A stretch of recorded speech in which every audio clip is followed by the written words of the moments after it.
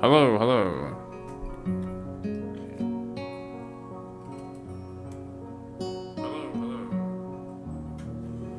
Okay, hopefully I'm not too drowned out by the sound.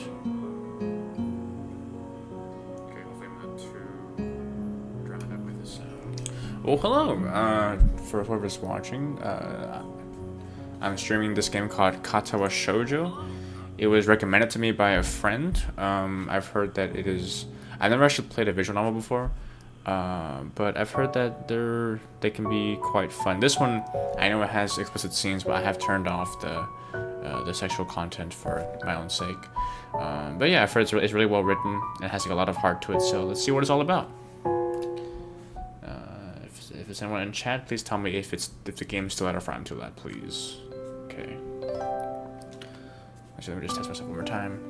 Hello, hello.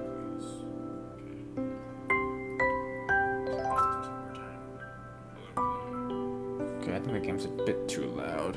Let me change that just real quick, guys. Be down here. Okay. Okay. Hello, hello. How do I sound now?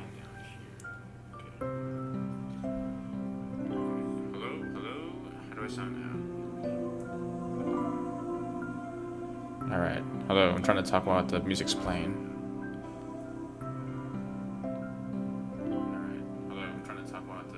Okay. Yeah, that's good, that's good. Alright, cool. Okay. Audio's looking good. Alright. Oh shit, I didn't read it, my bad. Let's begin.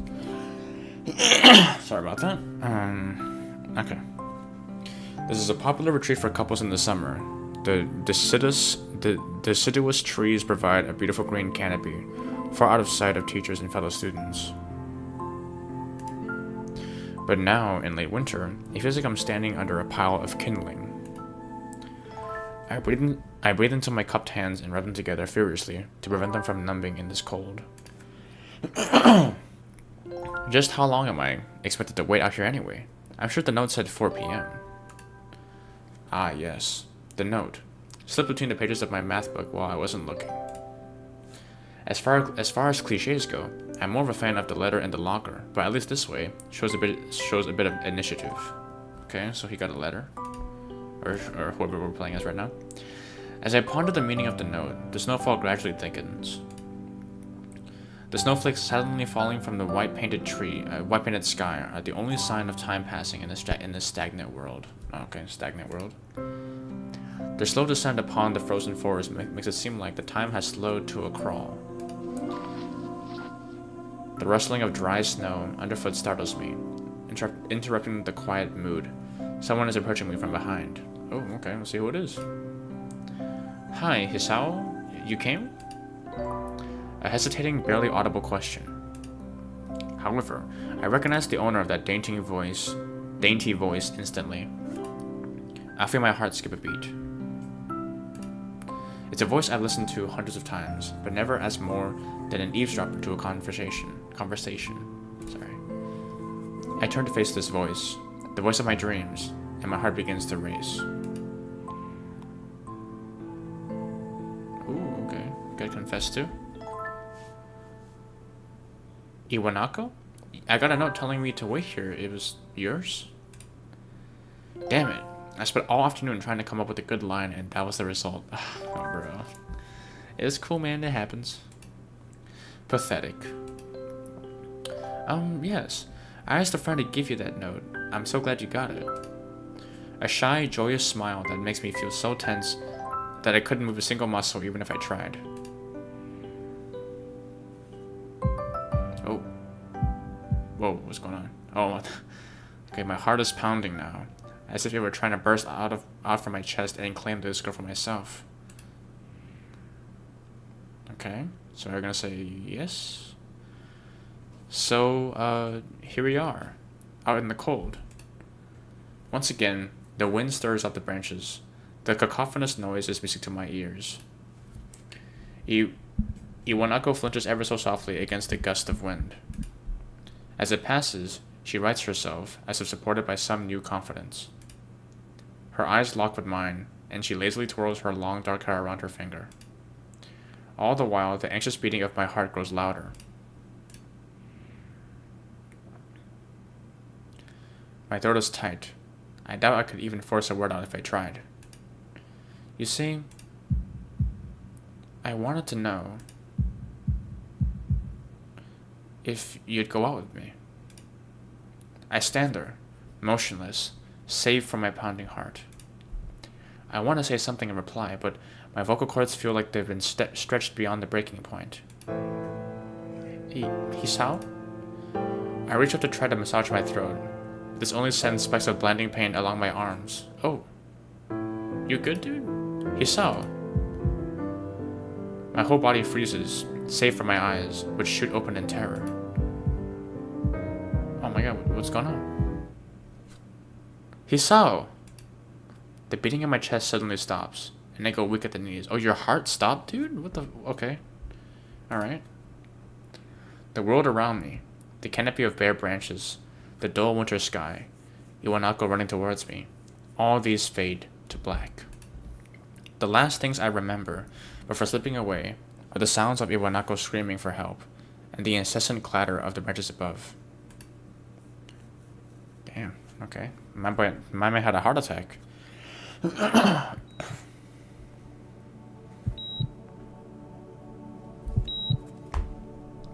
Four Leaf Studio presents Katawa Shoujo.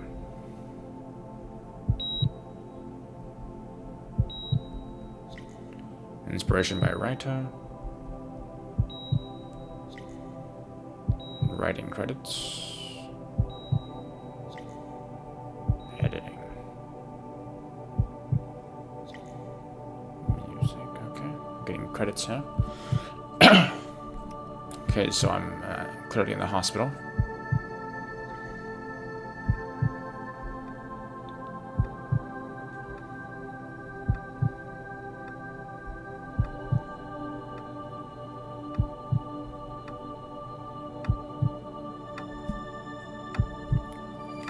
Alright. Let's get into this. I know nothing about this story. Like, I mean, all I know is that it's mainly about girls with disabilities. That's all I know about it. Other than that, I know nothing.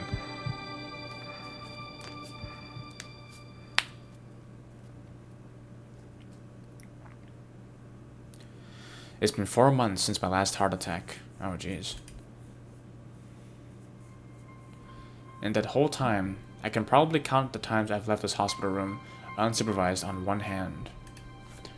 4 months is a pretty long time when you're left alone with your thoughts. So I had plenty of time to come to terms with my situation. Arrhythmia. Oh. A strange word. A foreign, alien one. One that you don't want to be in the same room with. A rare condition. It causes the heart to act erratically and occasionally beat way too fast. It can be fatal. Apparently, I've had it for a long time. They said it was a miracle that I was able to go on so long without anything happening. Is that really a miracle? I guess it was supposed to make me feel better, more appreciative of my life. It really didn't do anything to cheer me up. My parents, I think, were hit harder by the news than I was. They practically had 2 hemorrhages apiece. I had already had a full day by then to digest everything. To them, it was all fresh. They were even willing to sell our house in order to pay for a cure. Of course, there isn't a cure. Because of the late discovery of this condition, I've had to stay at the hospital to recuperate from the treatments. When I was first admitted, it felt as if I was missed. For about a week, my room in the ward was full of flowers, balloons, and cards. But the visitors soon dwindled, and all the get well gifts began trickling down to nothing shortly after. I realized that the only reason I had gotten so many cards and flowers was because sending me their sympathy had been turned into a class project. Oh, wow. Maybe some people were genuinely concerned, but I doubt it. Even in the beginning, I barely had visitors. By the end of the first month, only my parents came by on a regular basis. Iwanako was the last to stop visiting. After 6 weeks, I never saw her again. We never had that much to talk about when she visited anyway. We didn't touch the subject that was between us on that snowy day ever again. Wow. The hospital? It's not really a place I'd like to live in. Yeah, me neither. The doctors and nurses feel so impersonal and faceless. I guess it's because they're in a hurry and they have a million other patients waiting for them, but it makes me feel uncomfortable. For the first month or so, I asked the head cardiologist every time I saw him for a rough estimate of when I'd be able to leave. He never answered anything in a straightforward way, but told me to wait and see if the treatment and surgeries worked. So, I idly observed the scar that those surgeries had left on my chest slowly change its appearance over time, thinking of it as some kind of an omen. I still ask the head cardiologist about leaving, but my expectations are low enough now that I'm not disappointed anymore when I don't get a reply. The way he shuffles around the answer shows that there is at least some hope. At some point, I stopped watching TV. I don't know why, I just did. Maybe it was the wrong kind of escapism from my situation. I started reading instead. There was a small library at the hospital, although it was more like a storeroom for books. I began working my way through it, one small stack at a time. After consuming them, I would go back for more. I found that I liked reading, and I think I even became a bit addicted. I started feeling naked without a book in my hands. But I loved the stories. That was what my life was like. The days became increasingly harder to distinguish from each other, differing only by the book I was reading and the weather outside. It felt like the time blurred into some kind of gooey mess I was trapped inside, instead of moving within. A week could go by without me really noticing it. Sometimes I'd pause in realization that I didn't know what day of the week it was. But other times, all the things that surrounded me would painfully crash into my consciousness through the barrier of nonchalance I had set up for myself. The pages of my book would start to feel sharp and burning hot, and the heaviness in my chest would become so hard to bear that I had to put the book aside and just lay down for a while, looking at the ceiling as if I was going to cry. But that happened only rarely, and I couldn't even cry. Today, the doctor comes in and gives me a smile. He seems excited, but not very. It's like he's trying to make an effort to be happy on my behalf. My parents are here. It's been a few days since I've last seen them. Both of them are even sort of dressed up. Is this supposed to be some kind of special occasion? It's not a party. There is this ritual that the head cardiologist has. He takes his time, sorting his papers, then setting them aside as if to make a point of the pointlessness of what he just did. Then he casually sits down on the edge of the bed next to mine. He looks me in the eyes for a moment. "Hello, Hisao. How are you today?" I don't answer him, but I smile back. I smile a little, back at him. "I believe that you can go home. Your heart is stronger now, and with some precautions, you should be fine. We all have your medication sorted out. I'll give your father the prescription." The doctor hands a sheet of paper to my dad, whose expression turns wooden as he reads it quickly. So many. I take it from his hand and take a look for myself, feeling numb. How am I supposed to react to this? The absurdly long list of medications staring back at me from the paper seems insurmountable. They all blend together in a sea of letters. I don't even know about... Jeez. This is insane. Side effects, adverse effects, contradictions, and dosages all listed line after line with cold precision. Jesus. I try to read them, but it's so futile. I can't understand any of it. Attempting to only makes me feel sicker. All this for the rest of my life, every day. I'm afraid this is the best we can do at this point. However, new medications are always being developed, so I wouldn't be surprised to see that list fade over the years. Years? Well, what kind of confidence booster is that? I'd have felt better if he hadn't said anything at all. Also, I've spoken with your parents and we believe that it would be best if you don't return to your old school. What? Dad, no, please calm down, Hisao. Listen to what the doctor has to say. Calm down? The way he says it tells me he knew full well that I wouldn't like it. Am I gonna be homeschooled? Whatever of my concern shows is ignored. We all understand that your education is paramount. However, I don't think that it's wise for you to be without supervision. Okay, let me raise this up a little bit. Yeah. At least not until we're sure that your medication is suitable. So, I've spoken to your parents about a transfer.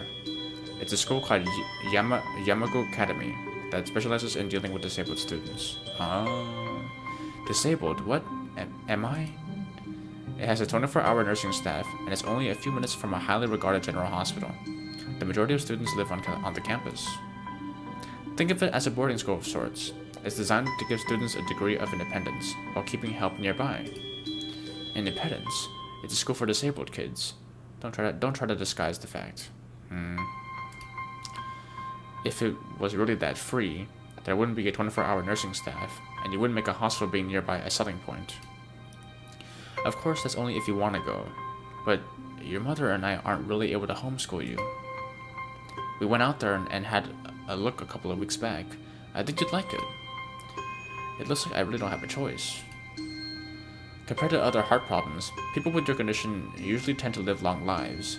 You'll need a job one day, and this is a good opportunity to continue your education. This isn't an opportunity. Don't call it an opportunity. Don't call it a goddamn opportunity. Well, you should be excited at the chance to go back to school. I remember you wanted to return to school, and while it's not the same one, a special school, that's an insult. That is what I want to say. It's a step down. It's not what you think. All of the students there are pretty active in their own sort of way. It's geared towards students that can still get around and learn, but just need a little help, in one way or another. Your father's right, and many out of the graduates of the school have gone on to do amazing things. A person doesn't have to be held back by their disability. One of my colleagues in another hospital is a graduate. I don't care. A person doesn't have to be held back by their disability. That's what a disability is. I really hate that something so important was decided for me, but what can I do about it? A normal life is out of the question now. It's funny. I had always thought my life was actually kind of boring, but now I miss it. I want to protest. I want to blame this lack of reaction or on shock or fatigue. I could easily yell out something now, something about how I can go back to school anyways, but no. I don't say anything. The fact is that I know now it's futile. I look around the room, feeling tired of all of this. The hospital, doctors, my condition, everything. I don't see anything that would make me feel any different. There really isn't a choice. I know this, but the thought of going to a disabled school, what are those even like? As much as I try to put a positive spin on this, it's very difficult. But let me try. A clean slate isn't a bad thing. That is all I can think of to get me through this. At least I still have something. Even if it's a special school, it's something. It's a fresh start, and my life isn't over. It would be a mistake to just resign myself to thinking that. At the very least, I'll try to see what my new life will look like. Okay. Yeah. Yeah, that must be tough, man. So that's why the heart has a band-aid on it. Act 1. Life expectancy. Oh boy.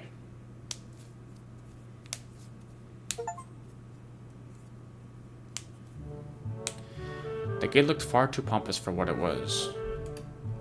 In fact, gates in general seem to do that, but this one especially so. Red bricks, black wrought iron, and gray plaster assembled into a whole that didn't feel welcoming at all. I wondered if it looked like what a gate for a school should look like, but couldn't really decide. Probably no. Of course, I didn't want to get stuck on thinking about the gate for too long, so I entered through it with a brisk pace that felt surprisingly good. Moving forward feels good. So I walked towards the main building of Yamaku Academy with this brisk pace. I'm alone, as my parents are taking my stuff to their dorms, and there's supposed to be someone waiting for me. The grounds are incredibly lush, filled with green. It doesn't feel like the kind of grounds a school would have, more like a park, with a clean walkway going past trees, and the smell of fresh-cut grass and all other park-like things. Words like clean and hygienic pop into my mind. It makes me shudder. I shake them off. Stay open-minded now. It's your new life. You have to take it as it comes. That's what I tell myself. Honestly, man, you're kind of dealing with this better than I would. I don't know, like, I'd be devastated for quite a while, you know?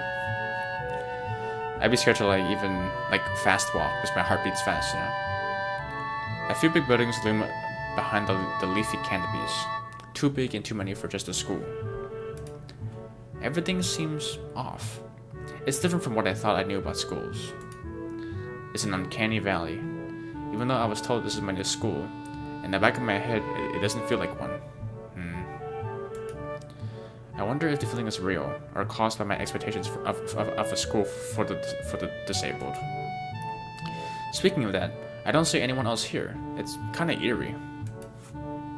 It makes me wish there was somebody here so I could anchor myself to something tangible, instead of having this feeling that I stepped into another dimension.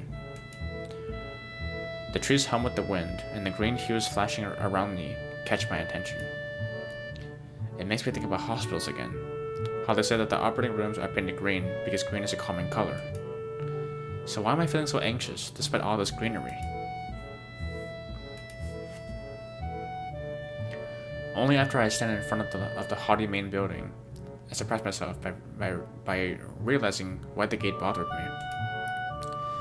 It was the last chance I had to turn back, even if I had no life I could return to. But still, after entering, there was absolutely no way I could go back anymore. Feeling nervous and with this realization set in my head, I opened the front door. A tall man with bad posture notices me as I enter. We're the only people in the lobby, so it's only logical. You must be Nikki? Nakai. So you are. Excellent. I'm your homeroom and science teacher. My name is Muto. Welcome. We exchange a handshake that is neither firm nor sloppy, and he looks at his watch. The head nurse asked for a brief check-in visit, but there's no time for that now. Oh, should I go later? Yes. Afternoon is probably fine. We should get going and introduce you to the rest of the class. They're waiting already. Waiting for me? I don't really like being the center of attention, but I guess it's inevitable in a situation like this. That's a lot of pressure. Somehow, not knowing what is waiting for me makes me feel really nervous. Yeah, same here. Thinking of this, I almost miss what the teacher is saying. Do you want to... Sure? Yeah, why not? Yeah, sure. I mean, isn't that normal? Of course, but not everyone likes to be at the center of attention. I'm probably one of those people, but I guess I should be the one to give the first impression of myself. Right, but it's no problem. Let's go then.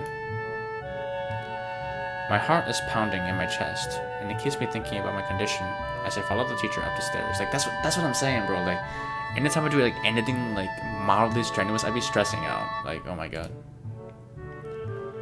The third door down the third floor corridor is marked as the classroom for class 3-3. Muto opens the door and enters. Good morning, everyone. Sorry I'm late again. I hesitate for a split second at the door, freezing on the spot. Hold on one second, I feel like I keep looking this way, right? Yeah, let me put that down a little bit. Yeah, that's better. Ah, get a grip. This is a big step. Just a big step. I know that, but there isn't any point to worrying so much about it. At least not this soon. Okay. I follow the teacher into the classroom and look around, partially so that I won't have to meet the curious gazes of my new classmates. It's pretty spacious. The ceiling is unusually high, and there's lots of space left over around in between the desks. An entire wall is taken up by blackboards, and the high, old-fashioned windows only make it seem larger. The students' desks are just standard wooden desks with a shelf underneath for books and wooden chairs with metal frames. Simple and efficient. Excuse me. I stop walking in front of the classroom and face the other students. They all look like normal, like students in any other school. But then, why would they be here? Well, that's the thing. You can still be normal with the disability. You can still be human. They're probably like me and have something wrong with them. Only it's just not immediately obvious. Then, I noticed that one of the girls seems to be missing the thumb of her right hand. Who? I don't know. It's a little jarring. I wonder who he's talking about. I don't notice it just yet. Despite the natural tendency to listen when someone's talking about you, I tune out the teacher's speech halfway through while he introduced me to the class. I notice a flash of dark hair and see that someone is looking at me. A girl with really long, straight hair that is pretty eye-catching. As she sees me looking back at her, she covers her face with her hands as if it will make her invisible. There is one boy with a cane, leaning against the lockers at the rear of the class. It's weird, seeing someone so young with a cane. Another girl seems to be making some weird hand motions. Sign language? She peers at me over the rims of her glasses, then goes back to whatever she's doing. She's kinda cute. So is the cheery-looking girl with pink hair sitting next to her. She's really hard to miss. I don't know how I didn't notice her the moment I walked in. Okay, so already seeing some pleasant faces. Please welcome our newest classmate. He claps his hands, and so does everyone else, except one girl in the first row who has only one hand. I cringe a little, but hide it by bowing, and thanks for this applause I did not deserve. A collective silence tells me that I should open my mouth now. Put this down a little bit. Yeah, that's better. So, I'm Hisao Nakai, and after that, my hobbies are reading and soccer. I hope to get along well with everyone even though I'm a new student. And after that, I'm being so boring. This is exactly like every self-introduction ever. I should say something more exciting. I end up saying nothing, and the teacher picks up from there. Everyone seems to be satisfied even with what little I said though. A few girls are whispering to each other, throwing glances at me. It could have gone worse. I listen to the teacher as he drones about getting along while letting my gaze sweep across the classroom.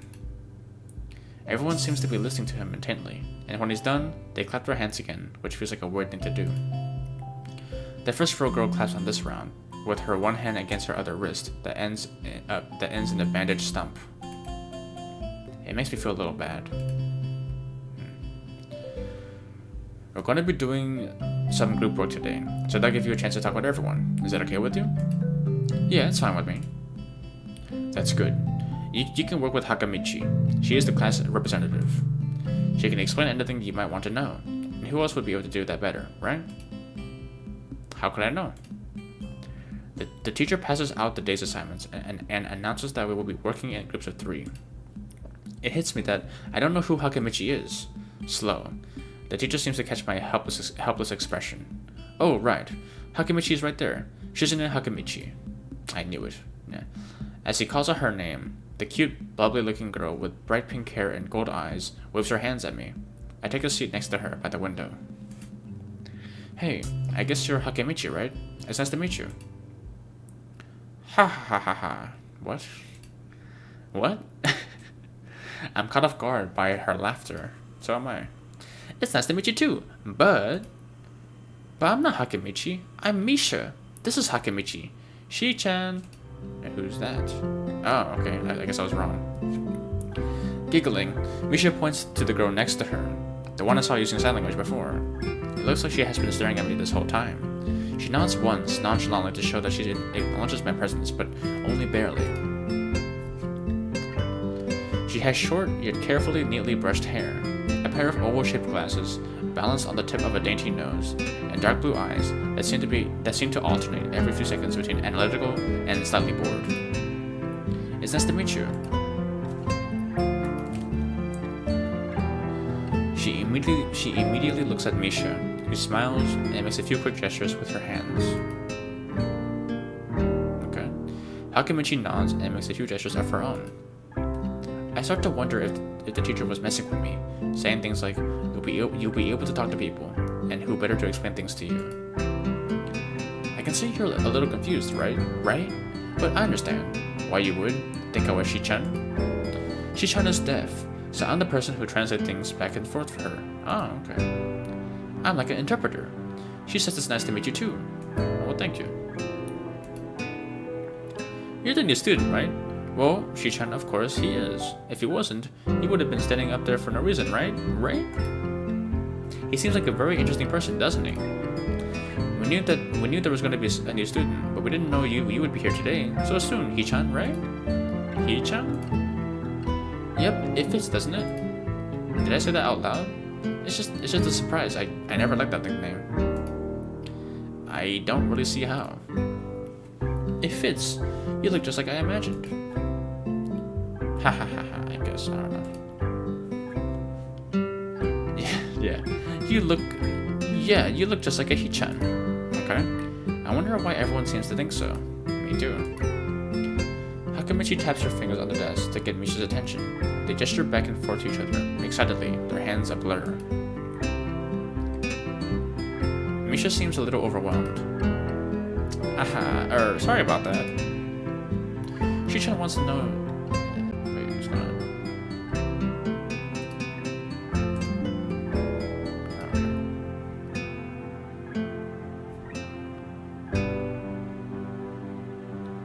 Alright.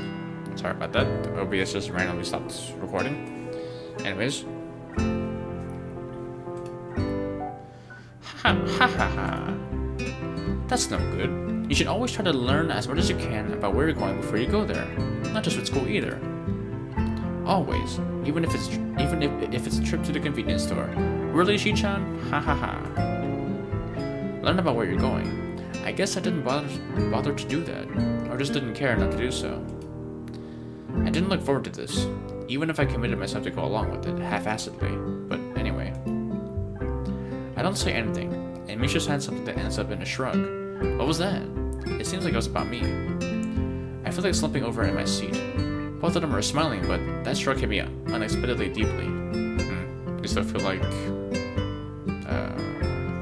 you have like low self-worth? You look down. Are you okay?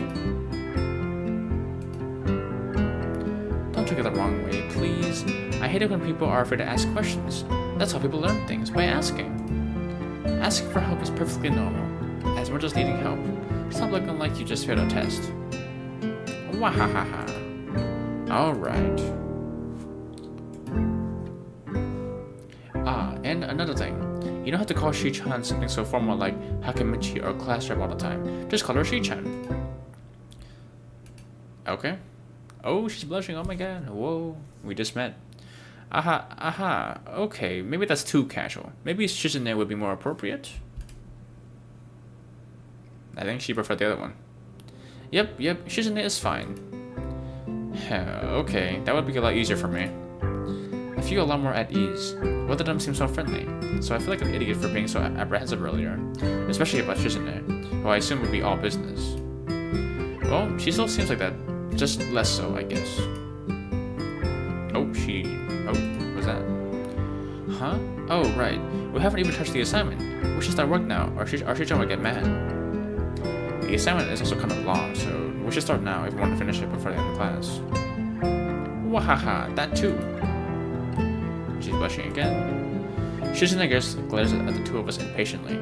I don't need to know sign language to understand that. Yeah.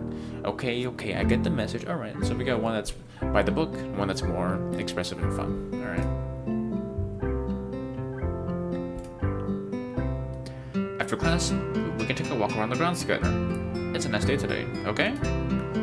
The assignment is actually very challenging to get through, combining aspects of both difficult and unnecessarily long. of transition. Whoa. Still, we finished it a few minutes earlier than anyone else in the class. Despite our late start, Shizune and Misha are really capable. They're quite different. They're quite different, though. The class rep is as calm and professional as she looks, while Misha is a lot more playful and girlish, not to mention a little more easily distracted. To be honest, the two of them did most of the work. I feel guilty about that. The clock tower bells ring, signaling the end of the period. Time for lunch. Without knowing what else to do, I follow Misha, who is beckoning me into the hallway and down the stairs. We descend even below the lobby where I met Muto, down to the bottom floor. The lunchroom. Just like everything in the school, the cafeteria seems too spacious and oddly modern in contrast to the classic exterior. Well, it has to be safe, That's the way to put it. Its big windows open to the courtyard, towards the main gate. It's the cafeteria! Her enthusiastic statement of the obvious makes people around us stare, but Misha doesn't seem to care, so we proceed to the line. There's a rather long list of menu options, which seems great until I realize that many of them are to accommodate students who need special diets. Oh. How nice. It almost feels like I'm back at the hospital, eating portions measured with scientific precision to meet the needs of the patients. I pick something at random and follow Shizune to the table, sitting opposite of her. I nibble indifferently at the food I'd rather not eat. Misha pokes me in the side to get my attention and points to Shizune. What's going on? I don't understand science, so the point escapes me. Maybe looking at a person who talks to you is proper and polite? Do you want to know something? What? About anything. We're your guides, so you should ask if there is something. I wonder. Shizune's deafness. I think that's a bit deep. Let's do something light. Let's ask about the library.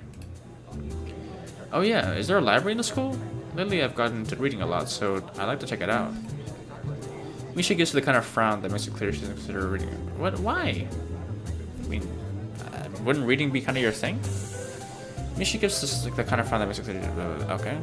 Smile again. There it is. Oh, her. Okay, I'm stupid. The pink hair goes Misha, blue hair goes Shizune. Jeez. All right. There it is. There is. It's in the second floor. We can show it to you anytime. Thanks. I return to my food while the girls talk between themselves. Misha and Shizune stand back and forth very animatedly, throwing sideways glances at me, but Misha refrains from translating. Maybe they are talking about secret girl stuff or something. Yeah, probably. I quickly notice a conversation in silence is not enough to feel a silence. We arrived in the classroom early, but we're not the first. Oh. Did you get burned? The dark-haired girl I noticed before is slumped over her desk at the last. Okay, just real quick. Okay. So, just fun fact. One time in, I think in 4th or 3rd grade, I had a classmate, and she had like a very big birthmark on her, like on her right side of her face, right? And I walk up to her and I innocently and genuinely ask her, like, did you get burned? And no, she did not get burned. That was just a birthmark. So.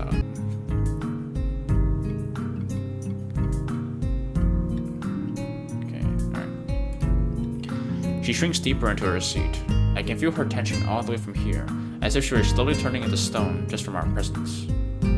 Misha and Shizune don't notice or don't mind it, as they walk directly past her to their seats and begin to converse. I'm left wondering about her, even when the classroom slowly fills with the students, and finally, the teacher. Getting into the rhythm of school feels strange. It's as if my brain remembers how this is done, but my body doesn't. Towards the end of class, I start yawning and counting the minutes left. I shouldn't be this tired on my first day of school. Honestly, that's pretty normal. Maybe it's a long time spent in the hospital that made me like this. I'm even feeling physically weak and lifeless. Oh, yeah, it could be that too. Before long, the final bell rings. School is finally over for the day. Excuse me. Beside me, Misha and Shizune are having a short conversation. After a bit of deliberation, Misha turns to me. ...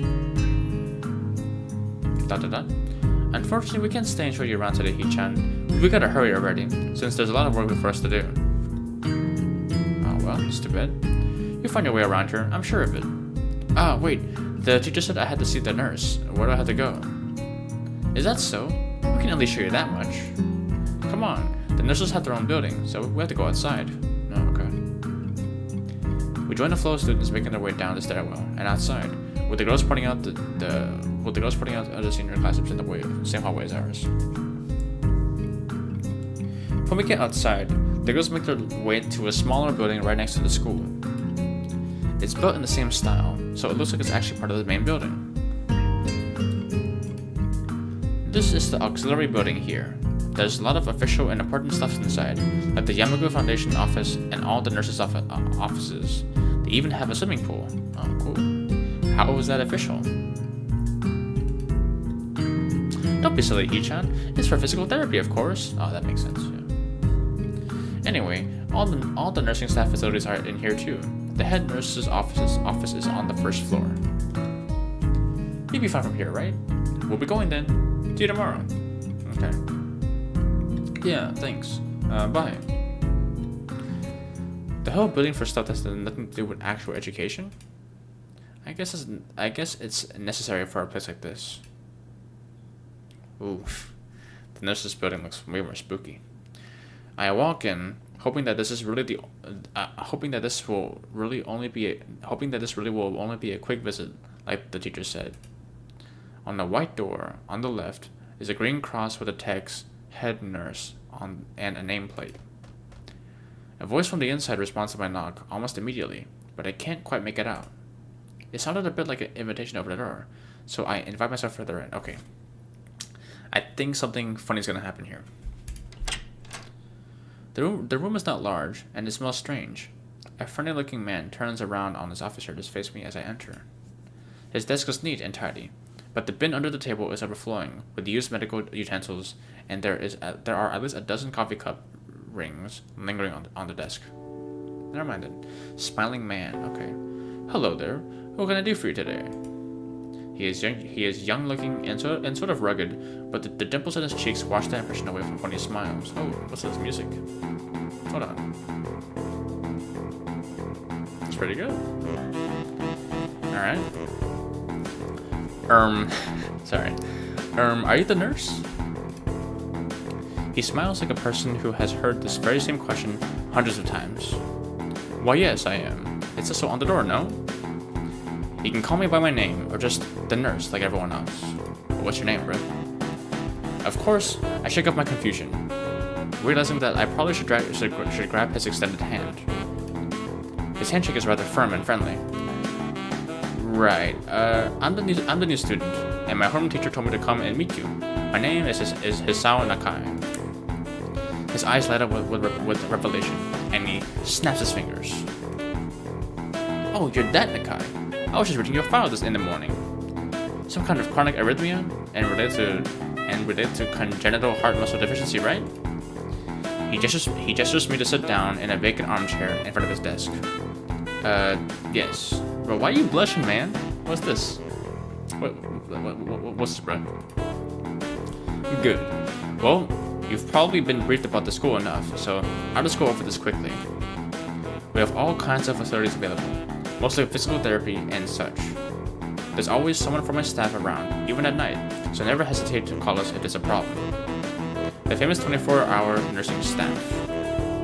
Wow, this is like a hospital. Well, not exactly. For instance, we don't do brain surgery here. Okay, alright, funny guy. His joke feels so out of place that I'm left thinking why he even said it. And me too. Yeah, it's really weird to have so many medical people at a school.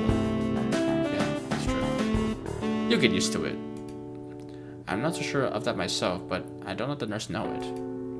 Now, let me just find your file again.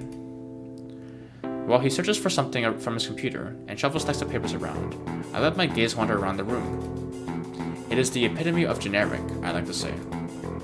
Beige walls and ceiling, dark gray laminate flooring, and all the equipment you'd expect from a school nurse's office. Even the ridiculous educational posters are hanging on all four walls, reminding me to eat properly, 3 times a day, and from all of the food groups. Yep, that's true. Oh. My cat just meowed. He's fine. Smiling, the nurse draws a thick file from the stack of a similarly thick file and opens it. So, you already have indication for the arrhythmia. Just remember to take your pills every morning and evening, or it won't be much help. Apart from that, do you do any sports? Rash stuff like, I don't know, boxing? He grins to his own joke, but I don't. Well, I play soccer occasionally with some classmates. Ah, alright. I'm afraid I'm gonna have to recommend you to refrain from doing that, at least for the time being. Yeah, that sucks, man. I love playing sports, so that would, yeah. Oh. Yep. My lack of reaction makes him raise an eyebrow, but really, I'm not too bothered by him forbidding me to kick a ball around. Oh, okay then. I guess I never did it out of a burning passion for the sport, just to have something to do. Any kind of concussion might be very dangerous to your heart, and risking another attack is not a good idea. Was the previous one caused by a sudden concussion to the chest area? There is no mention of the cause in your papers. Oh, that's embarrassing. That's embarrassing. My man got a heart attack from a girl confessing to him. Oh boy. Okay. Not exactly. I sidestepped the question acceptably, and he glances at me over his papers with a more serious expression on his face. Sorry, my OBS just keeps bugging. Anyways, swimming maybe? There's a pool here. So I was told. You were? Very good. At any rate, and I'm sure you've been told this before, you just need to take care not to overexert yourself. He wags his finger to emphasize the point. No need really. I've heard this 1,000 times already. Absolutely no unnecessary risks. Take care of yourself. Okay. He goes through my papers one more time and sets them on the desk, obviously content. Good. That's it then. Come meet me if you ever need something. I'm ushered out before I even realize it. A quick visit indeed. The music in his room is pretty jazzy. I like that. Okay, now we're back in the open. I end up standing in front of the main building and the auxiliary building, although to my eyes, they still look one and the same. It's the first real look I get at the other students, so I watch people coming out from the school, going towards the gate of the dorms. Everyone seems to know where they're going, and I still keep thinking that most of them don't look too special for being students at a special school. Then again, neither do I. Does that make me one of them? Well, yeah, you're in the same school as them, you know. One of us? I should go somewhere too, to prevent me from getting lost. It's around dinner time, but I feel tired instead of hungry. The wariness in me only grows as I trudge towards the dorms, set a little way apart from the main building complex. There is a garden of sorts between the school and the dorms, shrubbery, flowers, and the overbearing smell of fresh-cut grass that fills the atmosphere. It dawns on my tired mind that the smell feels novel because I haven't been outside at all for so long. Oh yeah. The dorm building is big and made of red brick, like the others. It feels way too pompous for what it is, so I push forward, going inside. It takes more time than necessary to fish out the key I was given from my pocket. Room 119. Despite the ornate exterior, the inside of the dorm is fairly new, functional, and boring. Just like the main building, the halls and doors are wide to accommodate wheelchairs. The same goes for the elevators, and at the ends of the hallways. I poke my head around the corner for the corner of the common room door. Inside, a few students are watching the television. One nods and gives a quick hello before turning back to their TV. Seems that only the girls around here are sociable. I suppose that's perfectly fine with me. Is that the reasoning that we're all talking to girls? Okay, fair enough game. Okay. I climb the stairs to the upper floor. Here, small corridors branch off from the main hallway. Each of these minor halls seems to have a toilet and a shower, as well as 4 rooms. About halfway down the hall, I spy room 119. The nameplates on the rooms adjacent to mine are blank. I guess there are just 2 of us here. Oh wow, we have more space. Light shines from below the door of room 117, so I knock lightly. Hello?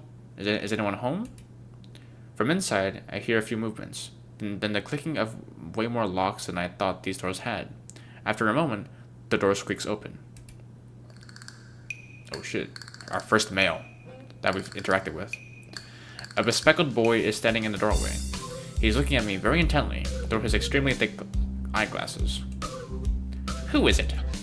Blind? At least not completely. Why would he have glasses if he was? He leans closer to me until our noses are almost touching.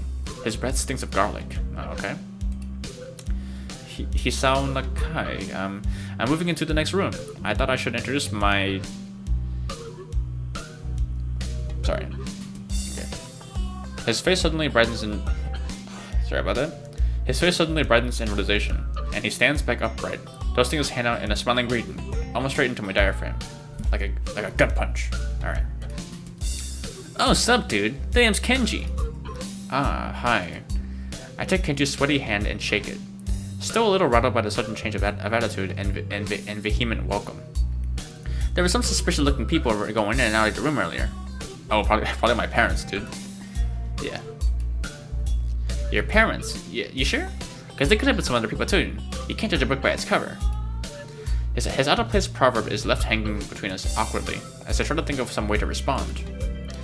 I'd say the chances are high enough.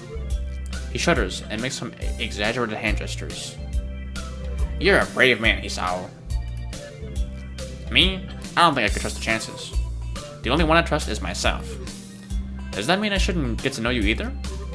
He thinks about this for a while. A wise decision. Okay. Damn, you're smarter than you look. I sure am. Probably. What do you look like? I hope not smart. He squints his eyes and leans closer again, but I lean backwards to dodge it. Never mind, it doesn't matter. With that, he turns, fumbles around for a moment in search of the door handle, and shuts the door behind him. So maybe he's not blind, but he's just like hard of sight, you know? It's just like, you know, you just can't see it that well. I slide the key into the lock of the door marked 119. Bleak beige walls, white linen, a desk made of some type of light wood, ugly curtains. It's no one's room. Impersonal, like my hospital room was. My bags are sitting at the foot of my bed, looking a lot emptier than they did this morning. The closet is sitting open, stuffed with my clothes. Also, it seems that there are a number of school uniforms hanging there as well. A note is pinned to the sleeve of one of the shirts. Hi, Hee-chan. We've unpacked your things and made your bed. They said that if these don't fit, then you should go to the office tomorrow. If you have any problems, you can always call us. Love, Mom and Dad. That's nice of them. Well, at least I don't have to worry about unpacking. Yeah, right? I kind of hoped I would have. Then there'd be something to do. You're just like me. It's still too early. I put the note down on the desktop and lie down on the bed, feeling drained. Lying there makes me want to read something, but I have nothing with me. I wonder if the hospital conditioned me for wanting to read whenever I have nothing to do. The restless urge just keeps growing until I have to stand up. Maybe it's stress or something. It could be. I was pretty nervous about it before coming, and for the entire day today too. I still am, I think. Damn. I have to distract myself somehow, so I won't be this unnatural all the time. Tomorrow, I'll go borrow some books from the library. Yeah, good deal. Yeah, I'll do that. But for now... The bottle of medications neatly arranged on my night table catch my eye. I pick one up and shake it just to hear the contents rattle inside, and then read the glued-on pharmacy label. Hisao Nakai. 2 tablets daily to stay alive. Wow. Okay. Alright. It doesn't really say that, but it could just as well. Ah, alright. I was gonna say, there's no way a pharmacist actually wrote that down. That's funny. But also quite grim. It's kind of twisted, having your life depend on chemicals like this. I resent it a little, but what choice do I have? With a sigh, I begin my new daily ritual of taking the right number of pills from each bottle, being careful to check the correct dosages. I lie down again, feeling hollow and uncertain, and after that, I keep staring at the blank, unfamiliar ceiling for a long time. It doesn't start looking any more familiar. Not even after darkness falls and long shadows across my room look like fingers. The sheets feel slightly more comfortable, warm and nest-like against the chill that passes for room temperature here. Soon, the lighter shade of darkness that is the ceiling looks like every ceiling does at night, and it becomes the only thing I recognize anymore. The night beckons me to sleep, and I feel the coldness of unfamiliarity and fear creeping up my spine once again. I keep drifting further away from the world I knew. And then jump scare. We're good. Never mind. You never know. Oh, that was the prelude. Okay. I mean the prologue. All right. Okay, and we're now awake. I wake up in a strange. Well, yeah, in your dorm room. Solid morning light shimmers against the light gray ceiling. I had forgotten to draw the curtains closed last night. What? This is my room, isn't it? Wait. What's wrong? My room. This is the third room this year I'm supposed to call mine. Oh, I thought you were like kidnapped or something, bruh.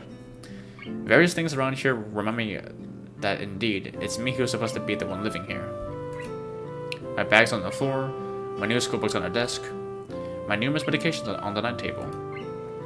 I stare at the bottles for a moment, deliberating until I open a bottle, shake out a pill, and pop out a tablet from the photo sheet.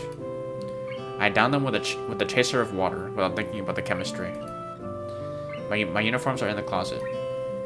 I sling up from under the sheets and stretch my back before dressing up. Putting on a new school uniform feels like dressing in someone else's clothes. Yeah, kinda, I guess. The artificial smell of generic detergent invades my nose, but the feeling of fresh cloth against my back is a good one, a natural one. It feels like a school uniform, as it should. It's not much different from what I used to wear before. That goes for other things too. So far, this place seems more or less like a normal school. Okay, you're warming up to it. That's good. Except for the people. I think back to my talk with Kenji yesterday. Misha's constant laughter, and Shizune's sweeping sign language gestures.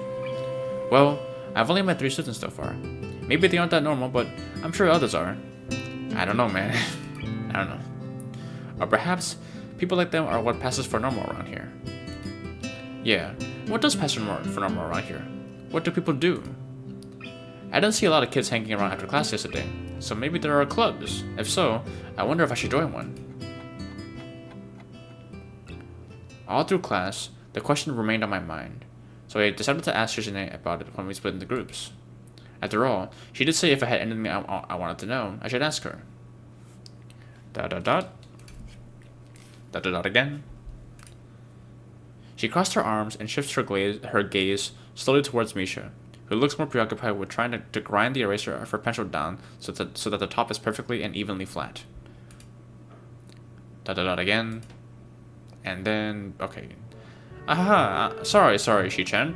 Is there something you wanted from me? Oh, I see. That's a good question, Hi-chan. My first thought is that means she doesn't know, which is worrying. Maybe I'm being too negative. Well, anyway, Misha, please don't prove me right. ... Oh, that's right. Everyone is encouraged to join the club. A lot of people do so because there isn't really anything else to do. There are also school events, like the festival coming up in a few days. Oh, already? Okay. Almost every student in the school tends to help out with doing whatever. So, you actually transferred in at a busy time. Maybe you can help out too. Sure. What's the festival about? Misha freezes. She has no idea yet. Wahahaha, I don't know, Hi-chan. The truth is, it's a local event, and I'm not from this area, so...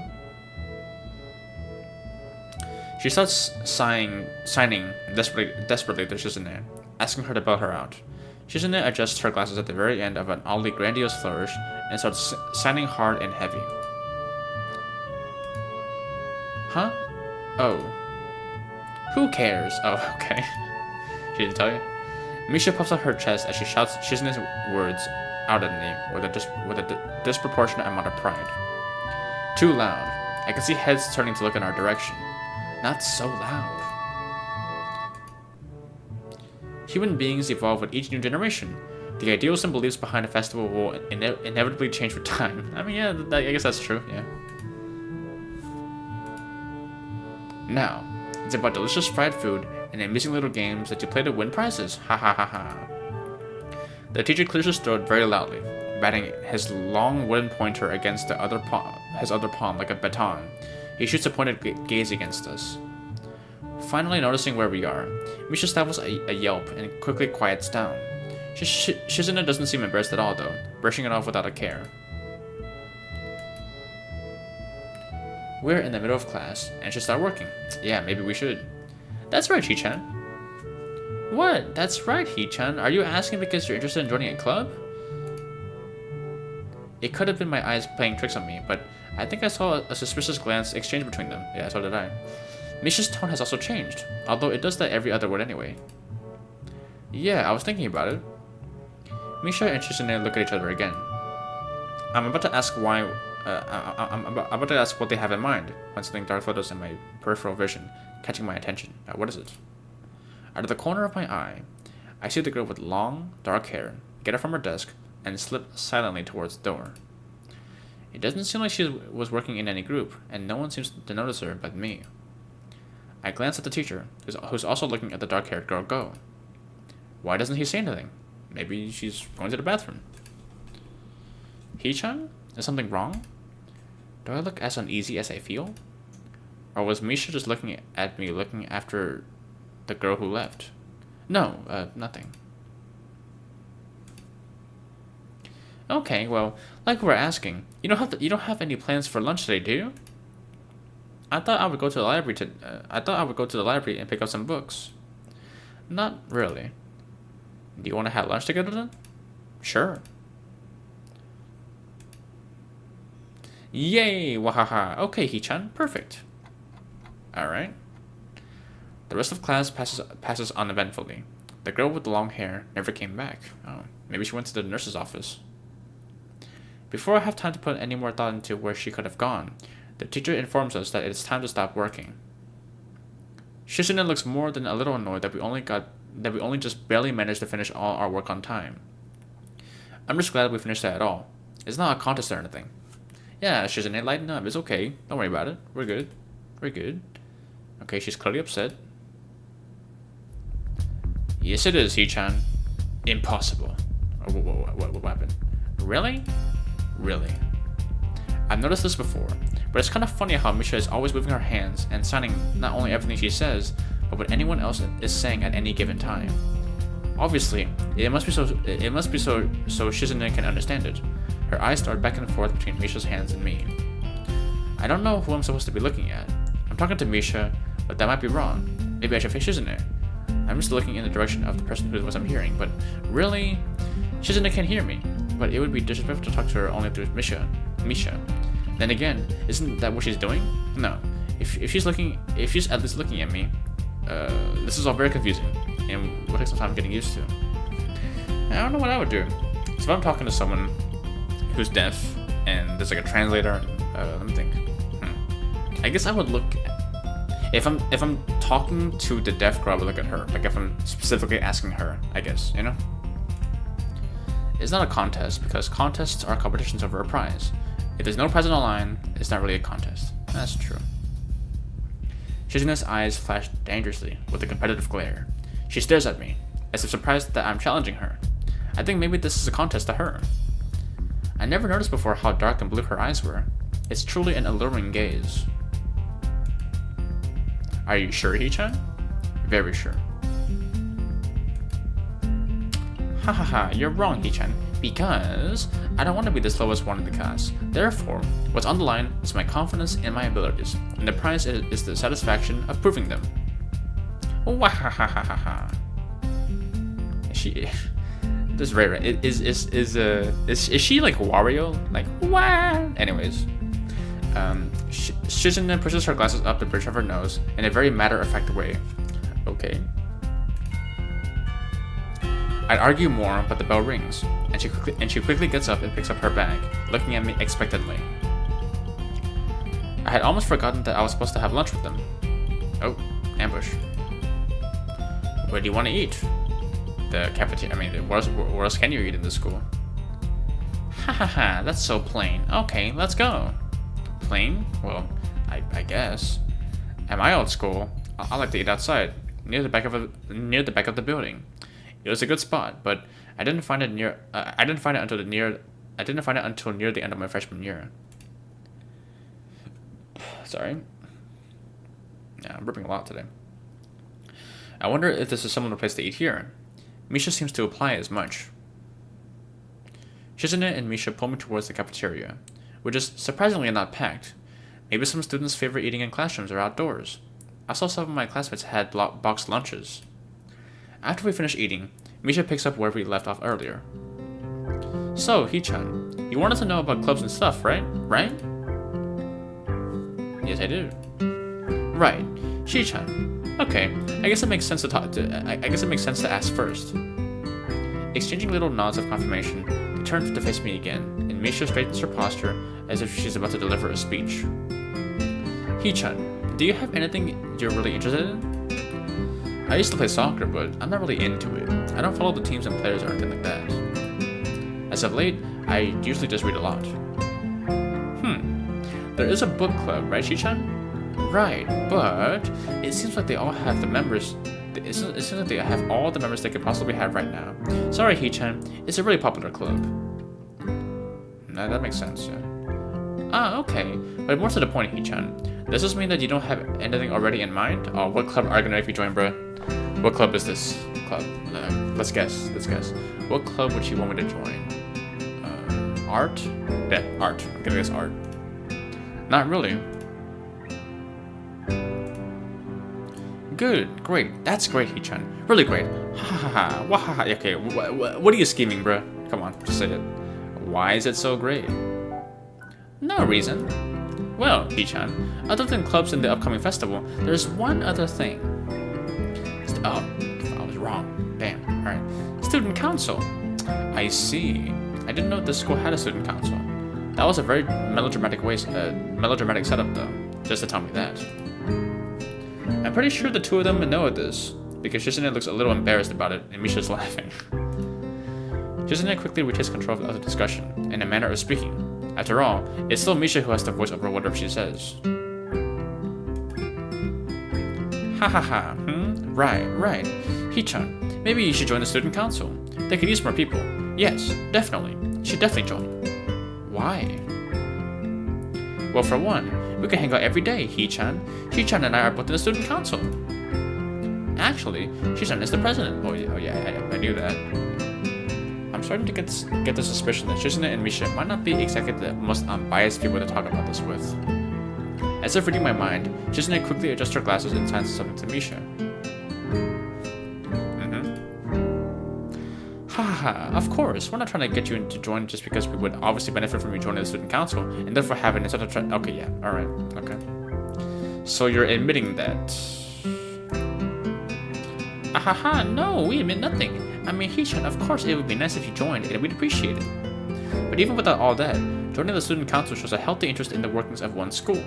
Yep, it's true, Hee-chan. Besides, don't you want to spend time with us after school, Hee-chan? I can't tell if she's being genuine or if this is just, or if she's just really good at acting. Both of them seem to be trying hard to look their cutest, although they're already pretty cute to begin with. Okay, bro. Alright, dude. Okay, Hisao. Alright, you got a type? Well... Yes, So it's settled then. Welcome to the student council, Hee-chan. What? No. Aw, see, Shi-chan, of course it wouldn't go so easily. Hello again. Yep, that's right. Though it would be boring if it went that smoothly. Oh well, Shi-chan owes me candy now. You were betting on it? Hey, my last time I game here. That's really ironic because you're in a game. Anyways, Shizune seems very intrigued by this when Misha sends it to her. The aggressive glint returns to her eyes. Wahaha, that's interesting, Shi-chan. Let's play a game. That's not what I said. How about Rich Man, Poor Man, Hee-chan? Wait, what was that? If you lose, you have to join the student council. No, absolutely not. Oh, why not? Well, because you two both have the same incentive, and therefore the same goal, which is the game to join the student council, right? Oh, hey, Vixo Baddie? Sorry if I pronounced your name wrong. This game is peak, win best girl. Okay, I'll keep that in mind. Yeah, the game is pretty good so far. My friend recommended it to me. And yeah, I'm liking it so far, so yeah. Right now between Shizune and wait, what's her name again? Misha, yeah. Honestly, it's too early for me to pick a girl right now. But yeah, I'm enjoying the game. And also, I have already turned off sexual content, so don't worry about that. Anyways, yep. Yeah, that isn't my goal. But what this means is that both of you can team up, and I'll be at a clear disadvantage. So I will have to decline. Oh. Hee-chan, I'm very offended. Are you saying that you don't trust us? And that we would pull something so this makes me sad. Sorry? It's hard to tell where Shizune's influence ends and where Misha's thoughts begin. In order to atone for hurting a young girl's feelings, you should definitely join a student council. Oh my god, bruh. Okay, at this point, like, why not, dude? No. How about a game of paper football instead of rich man, poor man? I personally don't recommend the Shizune route. Okay, don't spoil anything. Okay, well, let's see what happens. Okay. Paper football? Yeah, it's a game they play in America. I mean, I guess I know this, yes. You make a paper triangle, and then you try your best to shoot it past goalposts that the other player makes with their fingers. Isn't it cool? It's the ultimate form of competition between two people, Hee-chan. And it's also played by elementary and middle school children. Shi-chan? Haha, that means it's a game that really separates the boys from the men. Wow, more like the boys from the slightly older boys. Anyway, I'm not gonna play that either. Just the fact that you know about it means you're probably surprisingly good at it. Hahaha, yeah, that's true. How did you know, Hee-chan? Shizune frowns at Misha, telling me that she probably wasn't supposed to admit so readily. I wouldn't say that I'm happy with their attempts to get me into the student council, but I'm a little curious about what the student council does here. I've never been on one before, or even known anybody who was a member, so it interests me. I also like Shizune, and I also kind of like Shizune and Misha, so maybe it wouldn't be so bad. Yeah, I've never been in the student council. I mean, I've done some like school events and like school. I've been in clubs, but never the student council before. Okay, Hee-chan, how about Risk, the game of world domination? I don't know what that is. It's really fun, Hee-chan. You fight for control of the world with armies and everything. Sounds like Shizune would be good at it. If you want to play, we can after school. Ah, really, Shi-chan? We can play just for fun, Hee-chan. Shi-chan hasn't played in a long time, so if you want to, there are no strings attached. Well, okay. I don't believe this at all. Okay, perfect. We'll see you after school in the student council room. Then Hee-chan. Wait, why there? Oh my god, bruh. Okay, dude. Alright. Because that's where we keep the game. Wahahaha. I grimace to tell them how much I do not like this, but it's more for show than anything. So in the end, I agree, but only after getting Shizune to acknowledge that I don't mean anything concrete just by accepting to take a look around and play a game with her. Lunch ends, and we go back to class. During afternoon classes, the long-haired girl comes back and sits down in her seat without a word. Again, no one seems to notice, or if they do, no one says anything. I want to ask Misha about it, but I don't want to be nosy. After school, Shizune and Misha could quickly find me by the first floor lobby and latch onto me, covering each flank in case I might try to escape. It is sneaky. I feel a little offended, but I've been considering it. Nevertheless, I'm a bit disturbed that enough people have made it a break for it in the past that they're on their guard. What's with the escort? This doesn't make me feel very comfortable. In fact, it makes me feel like a dangerous prisoner being transported to a cell. Wahahaha, what's so wrong, Hee-chan? That's right, we're just gonna play a game of Risk, remember? I don't know, Misha, this all seems a little sinister to me. I start thinking that when we sit down to play the game, they'll tie me down and torture me until I agree to join the student council. Alright. Well, that's highly unlikely, but still, for some reason, it just seems like it would be so plausible. Oh. Getting to the student council room is as simple as turning 2 corners from where we started. What? That's it? This makes you guys being so on top of me seem a little silly. That's not true, Hee-chan. Shi-chan says that when their life is threatened, people have shown the capability to pull off superhuman bursts of speed. Do people not want to join that badly? Like, what's going on? Life is threatened? Her expression unchanging. Misha signs something amusedly to Shizune, who makes a baffling face and puts her hands behind her back, looking pleased with herself. Misha feigns deafness and hums cheerily. Stop that. I know you heard me. You have no excuse, unlike Shizune. Shizune opens the door to the student council room. It's a very plain, sparsely decorated room, although it is quite large, maybe even a little larger than a classroom. Okay. There's a big table in the center, surrounded by chairs, and a smaller desk prominently placed in the back that I assume is Shizune's. There are a few regular desks and chairs stacked to one side as well. Extras, perhaps? Aside from the tables and chairs, the room doesn't have much else to offer. Just a couple of filing cabinets and bookshelves, stacked with old school records and documents. Not much else. In fact, nothing else. This is a pretty bleak room. They could at least put a potted plant in here, or something. But the most noticeable thing that this room doesn't have is other people. Is the student council just Misha and Shizune? Are we early? No. What do you mean no? Does it mean nobody else is coming today? I guess it is true. Yeah, that's right. Before I manage to ask why that's the case, Shizune claps her hands together very energetically. Alright? Hello? Hee-chan, let's play Risk. Come on, you promised, didn't you? You have to. Ha ha ha. Okay. Do you want to know the rules? We could explain to you while we set everything up. While Misha is talking, Shizune takes out what looks like a board game from behind one of the filing cabinets and throws it onto the table. Actually, this looks kind of interesting.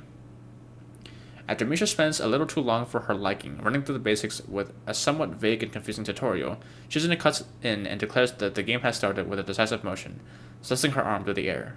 Let's begin. Shizune's aggressiveness is rubbing off onto me. I start feeling more competitive than I intended to be when I agreed to this. Halfway into the game, while I try to ponder how to defend against Shizune's assault from 2 fronts, she breaks my concentration by drumming her fingers on the table to get my attention. Hey, don't distract me, bro. Come on. Hee-chan. Shi-chan wants you to know that you are taking too long to make a move. Shi-chan also says that she will let you keep Australia if you agree to join the student council. Bruh. Okay. I thought this was a game with no strings attached. Just the fact that she would dangle that over my head as an offer means that she knows I care about the outcome of this game. And anyway, no. Aha. Shi-chan admires your fighting spirit and would be a benevolent dictator who will spare your people if you agree to join the student council. Ha ha ha ha ha. You're so competitive, Shizune. She seems to take this as a compliment. Ah, neat. I would expect the student council president to be a little more magnanimous. Magnanimous? She doesn't seem to know what the word means or how it's signed, so she pulls out a piece of paper and writes it for Shizune, who in return signs it back to Misha. Misha presses her index fingers against her temples, as if trying to physically imprint the word into her memory. Magnanimous. Uh-huh. Suddenly, Shizune bursts into a flurry of gestures. Misha looks daunted by the pace of her heated signing. Ah, wait, please slow down, Shi-chan.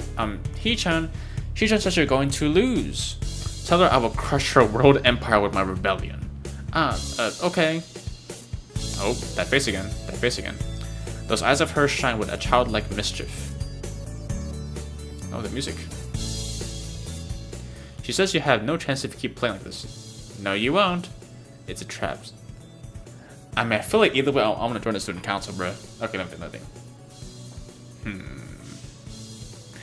Let me see. It's a trap. She has a point.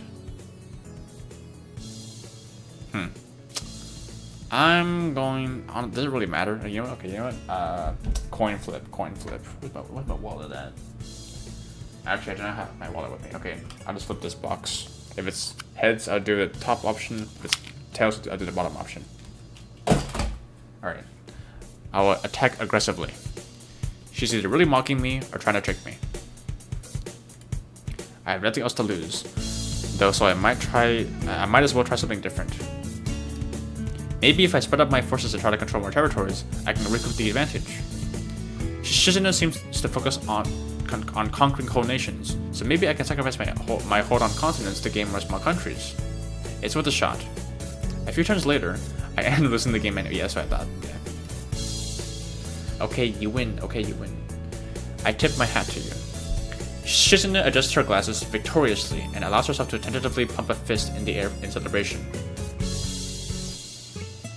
I win! No, you didn't win. Shizune won. There's no need to translate that. It was pretty clear. Wahaha, don't look so sad, Hee-chan. You're really giving it your best. That's what I thought. Sometimes your best just isn't good enough, though. If anyone knows that, it's me. You did very well for someone who just learned how to play today. Hee-chan, you attacked Iceland and North America at the same time. That's a very daring move. Hee-chan is impressed. Well, thank you for your recognition. The mark of great people is that they are daring, and that they can follow through. You're already halfway there. Isn't that great, Hee-chan? That isn't enough, though. This potential isn't enough. There's no point to potential if you don't take the first step. And there's no point to that if you don't keep going. I want to see more. You're right, Hee-chan, but that's so demanding. Bro, what are they saying, bro? What's going on? Oh. Shizune leans forward, suddenly looking a lot less playful and more like the serious person I expected her to be from the start. Okay. Music has stopped. Serious scene? Question mark? Hee-chan, would you like to join the student council? She really doesn't waste any time, does she? But it's only my second day of school, so I'm hesitant about committing to something so early. I haven't even taken a look at any other clubs yet, but spending time with Shizune and Misha doesn't seem like something I would hate. I'll still need more time to think about it before I decide for sure.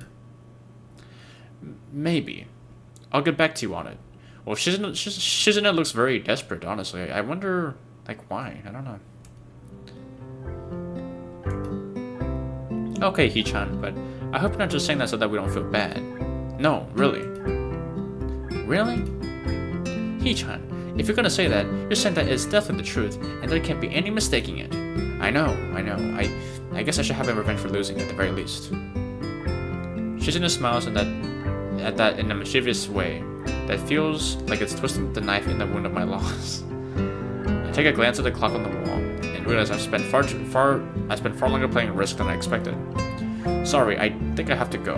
I wanted to go to the library. It's not closed yet, is it?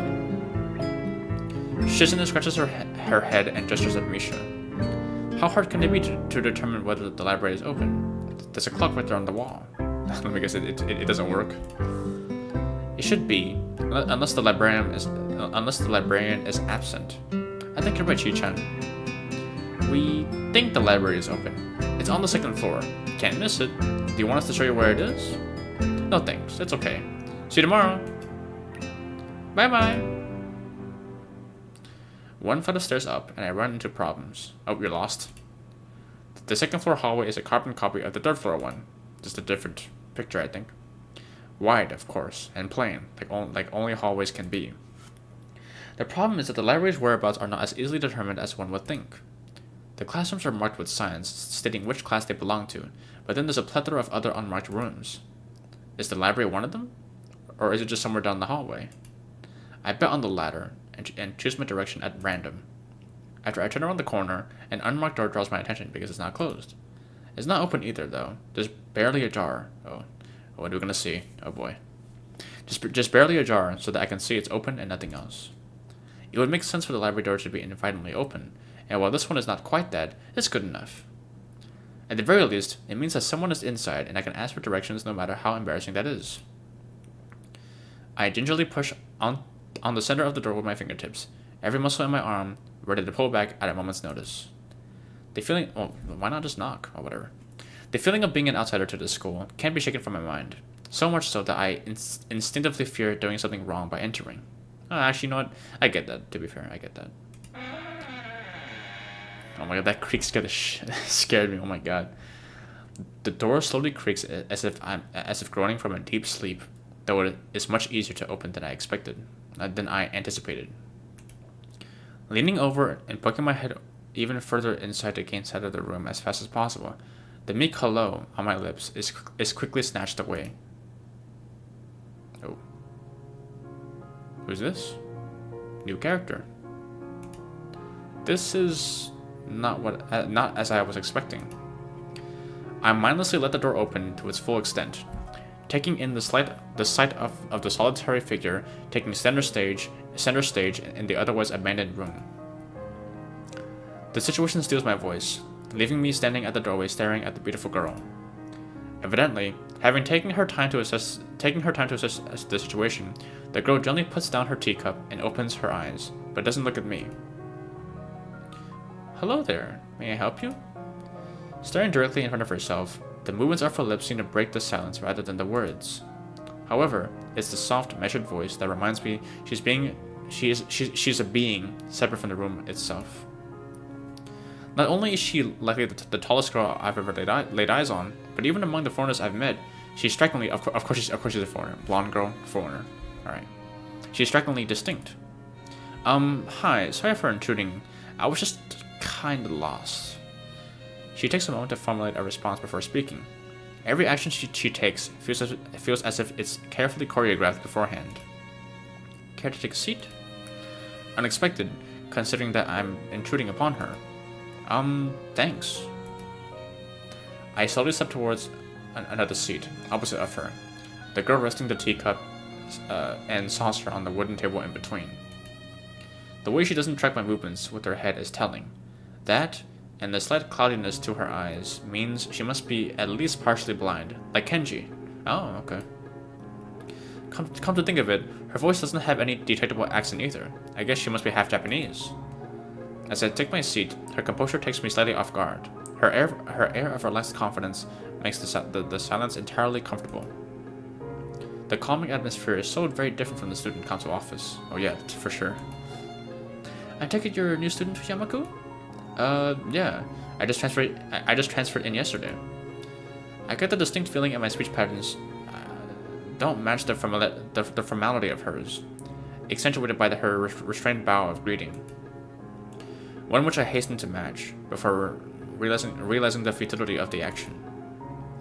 I am Lily Sato. Pleased to meet you. Hisao Nakai. She gives me a nod before gesturing roughly in the direction of her teacup. Would you care for a drink? Sure. As much as it pains me, I can't keep step with her formality in the proceedings. She gives a kind nod, taking the request in stride. Without another word, she steps off a chair and prepares a second cup of tea from a collection of supplies laid out along a shelf. A brush here, a brush there. Oh, so this is the painting club, probably. Her left hand often lightly touching the side of whatever container she's pouring into. It seems to be a process she's followed dozens of times before. As I lean sideways to see around her back, she seems to use her long, dainty fingers to measure the right amount of water in the cup. It's one thing to see the different disabilities the students in my class have, but it's quite another to see how everyone seems to adapt. Shizune and Misa had no problem working together to communicate to me, and Lily herself seems to have workarounds for problems I never thought about. While I feel slightly guilty for about her doing the work, she seems pleased to be following the correct process of the offer of preparing the drink. So, her soft voice brings me out of my silent observance. Man, her eyes are like cloudy. Which room were you looking for? It's not often this classroom is visited after school. The school library. Shizune and me, some classmates. Why'd you not? Why? Shizune and me, some classmates told me it was on this floor. She finishes pouring water into the teacup as she nods, a small metallic tapping coming from the teacup indicating it being stirred. I'm aware of Miss Hakamichi, as are most students. To be with them means you're in class 3-3, no? That's right, in the science room with Muto. She gives me a small giggle before setting down the teaspoon and slowly walking towards the table, teacup and saucer in hand. He's quite a character. I imagine you'll come to like him. Most do. As she sets down the tea, I gently take it and have a sip. I'm really more of a coffee person, but this seems like a rather bad moment to bring it up. I'm actually more of a tea guy myself, honestly. Nonetheless, this smells quite nice. I hardly think it'd be hard to choke down. Thanks, Sato. It tastes really nice. She smiles and quickly waves her hand in front of her face. Lily, please. There's no need to be too formal. She says this in spite of her exceedingly well-bred speech. Oh well. I guess I should try and ask her about herself, as it really does seem as if she's catering to me. So, which class are you from? I imagine it's one of the third-year classes. Correct. I'm in class 3 too, which is on the 3rd floor, same as yours. It's taught by Miyagi, and is specifically for both blind and partially blind students. I see. I mean, I see, bruh. It's okay, bro. Don't worry. Just keep going. Sorry. I feel like slapping myself for the faux pas. Looking at her face, though, she doesn't seem in the least bit put off by it. My. There's no need to change your speech on my account. Sure. Sorry, I guess I'm really showing my newness here. An environment like this would be a big change, so I can't fault you for it. While the same can be said for everyone, many have come to terms with their conditions. A category which would include her, it seems. All too ready to jump ship from this particular topic, I segue into another. Do you come here to drink tea often? It's a really nice place. Thinking on it, this might be her version of the place behind my school that I like to have lunch at. I come here fairly often during lunch times. My duties as class representative don't leave enough time for an official club, so a friend and I use this room for having tea. Oh, that's nice. Class representative, huh? Compared to Shizune, her mannerisms seem to be almost completely opposite. While Shizune is blunt and fiercely different, Lily seems relaxed and calm, almost aloof.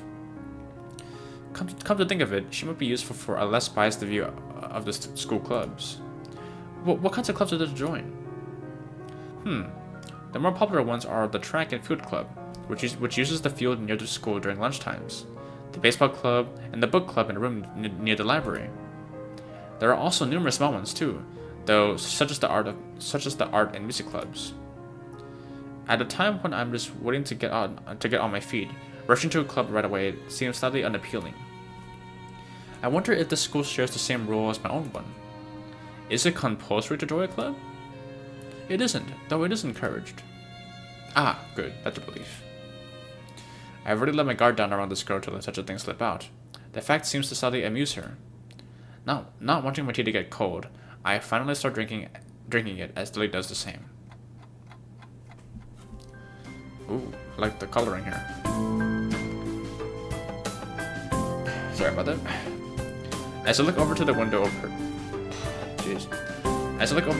her shoulder, I notice the light coming into the room has a distinctly orange tint. Even here, time doesn't stand still. The time has gone quickly. Sorry? Right, she's blind. Of course she can't see the sun setting. It just looks like the sun is starting to set. It seems to come as a surprise for her. I guess she must have lost track of the time. Sorry, Hisao. I didn't mean to keep you from the library for so long. I quickly moved to allay her concern. No, it's okay. The library's still open, isn't it? She pauses and takes a moment to think on it. It's probably something I should have asked Shizune when I had the chance, but Lily seems to let me know in any case. True, it's open until 6:30 during weekdays. A quick glance at my watch confirms I have well enough time to get there. I might get going in that case. It's been nice talking to you. It's been nice talking with you, Lily. She smiles and gives a deep nod, her hands still neatly folded on the table in front of her. It was my pleasure. Oh, come to think of it, should I show you to where the library is? I couldn't possibly ask for more help. I should be able to find it, alright? Well, unless my navigational skills fail me, which they seem to have a habit of doing.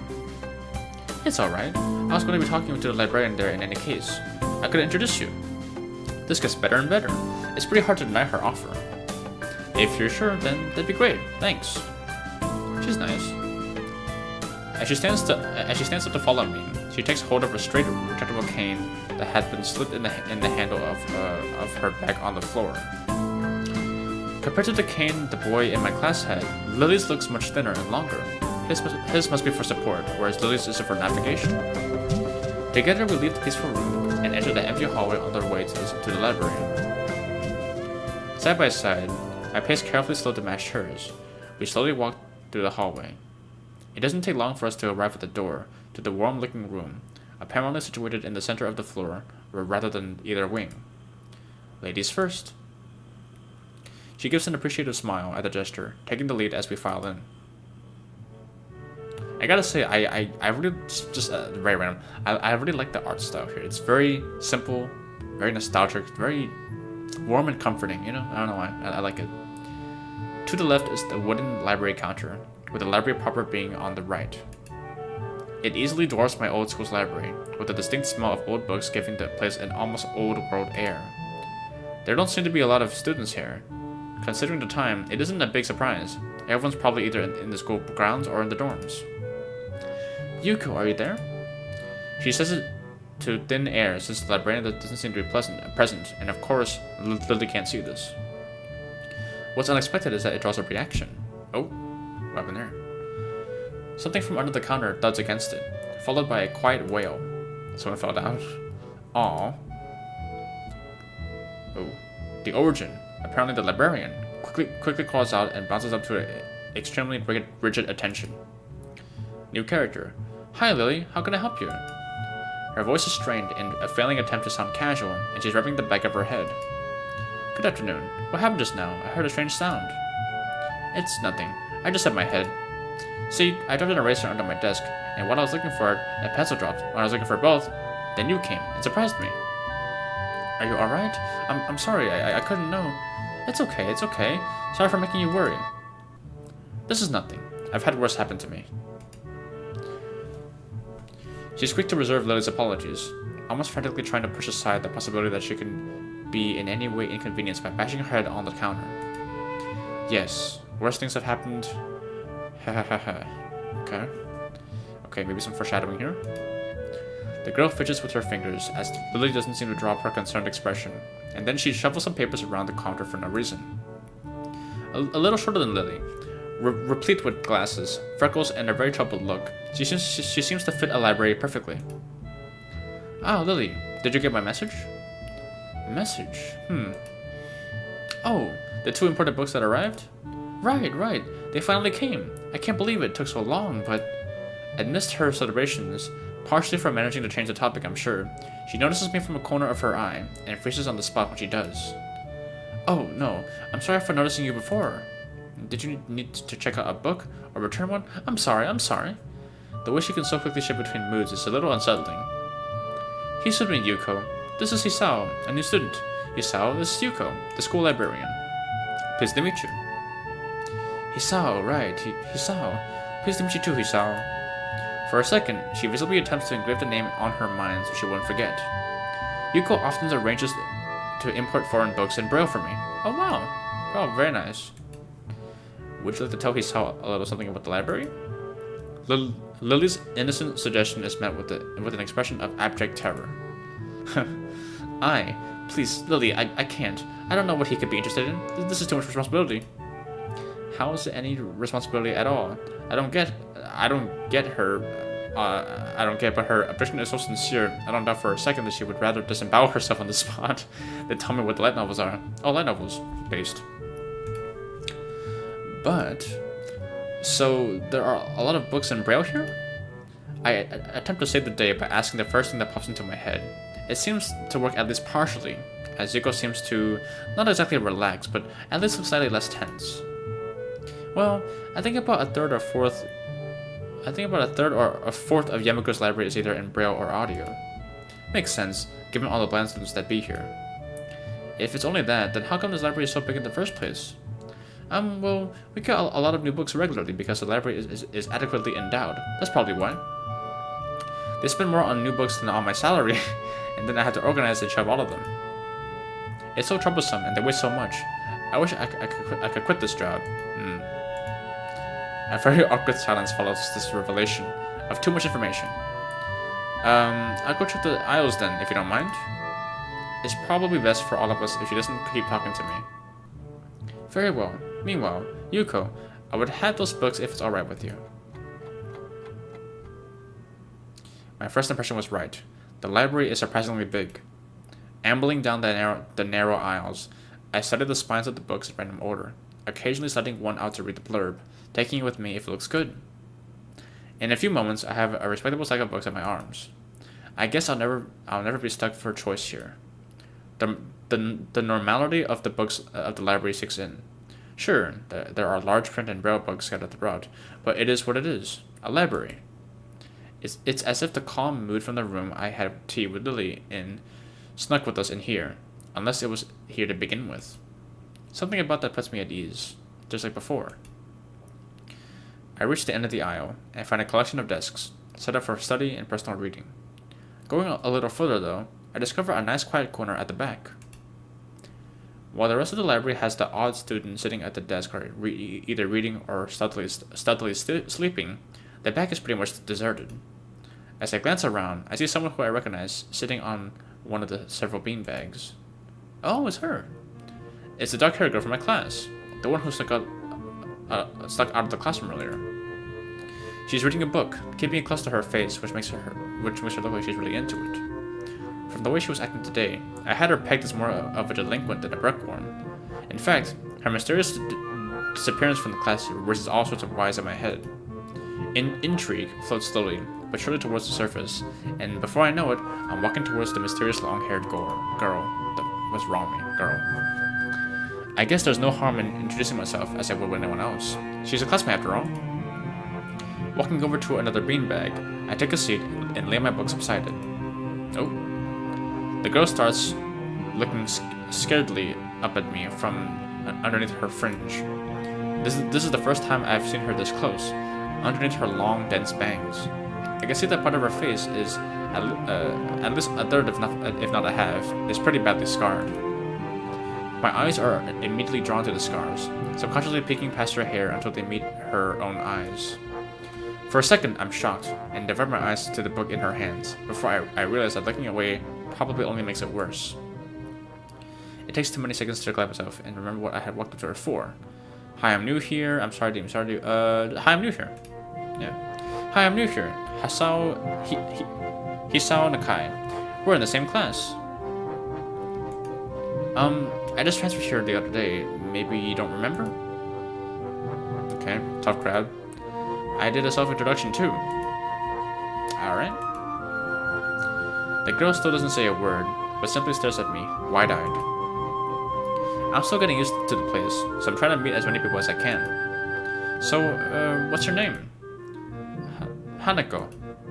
Her speech is stuttering and so quiet that it is barely audible even in the still library. Somehow, I think that my delinquent impression of her was wrong. You think, bro? Hanako, huh? So, what are you reading? She gently tips the book backwards so that I can read the title, at the same time hiding her face behind it. She must have noticed me staring before. Life of Pi? I've never heard of it before. What's it about? A boy and a tiger. On a boat. I can see this taking some time. Sounds interesting. Is it any good?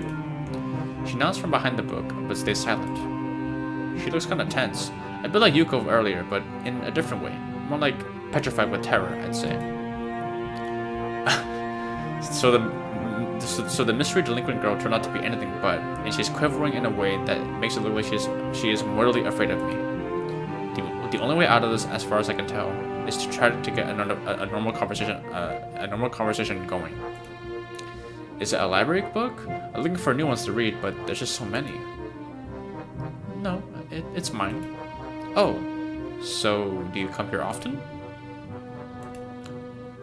A huge blush spreads on Hanako's face, and her eyes widen far larger than I thought it was possible for eyes to do. Uh-oh. Did she interpret my lame attempt at small talk as a feeble attempt to pick her up? I mean, I didn't mean it like that. I've got to do something. Without warning, Hanako takes off and runs towards the counter. Her hair-like takeoff catches me so off guard that I don't manage to go after her until she has a good head start. By the time I reach the counter, she is nowhere to be seen. Lily and Yuko are happily chatting away. Knowing that I won't be able to catch Hanako myself, I approach the girls. Hey, did you notice a girl run past here?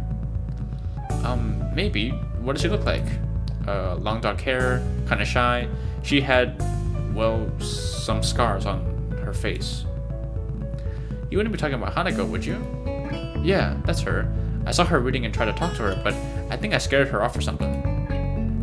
Oh dear. Yuko, would you excuse me? I had better try and find her. Sure. I'll just hold on to these white until you come back. What's going on? I'm sorry, but I'll have to explain it to you some other time. Right. I'll see you later then. Huh. Lily hastily grabs her cane and hurries out of the library, leaving me alone with Yuko. I don't think I'll ever get the hang of this place. Did I do something wrong? What did you do? Nothing. I just talked to her. Tried to get to know her. Didn't even manage to get it started. Yuko sighs and looks awfully bothered, even more so than she did before.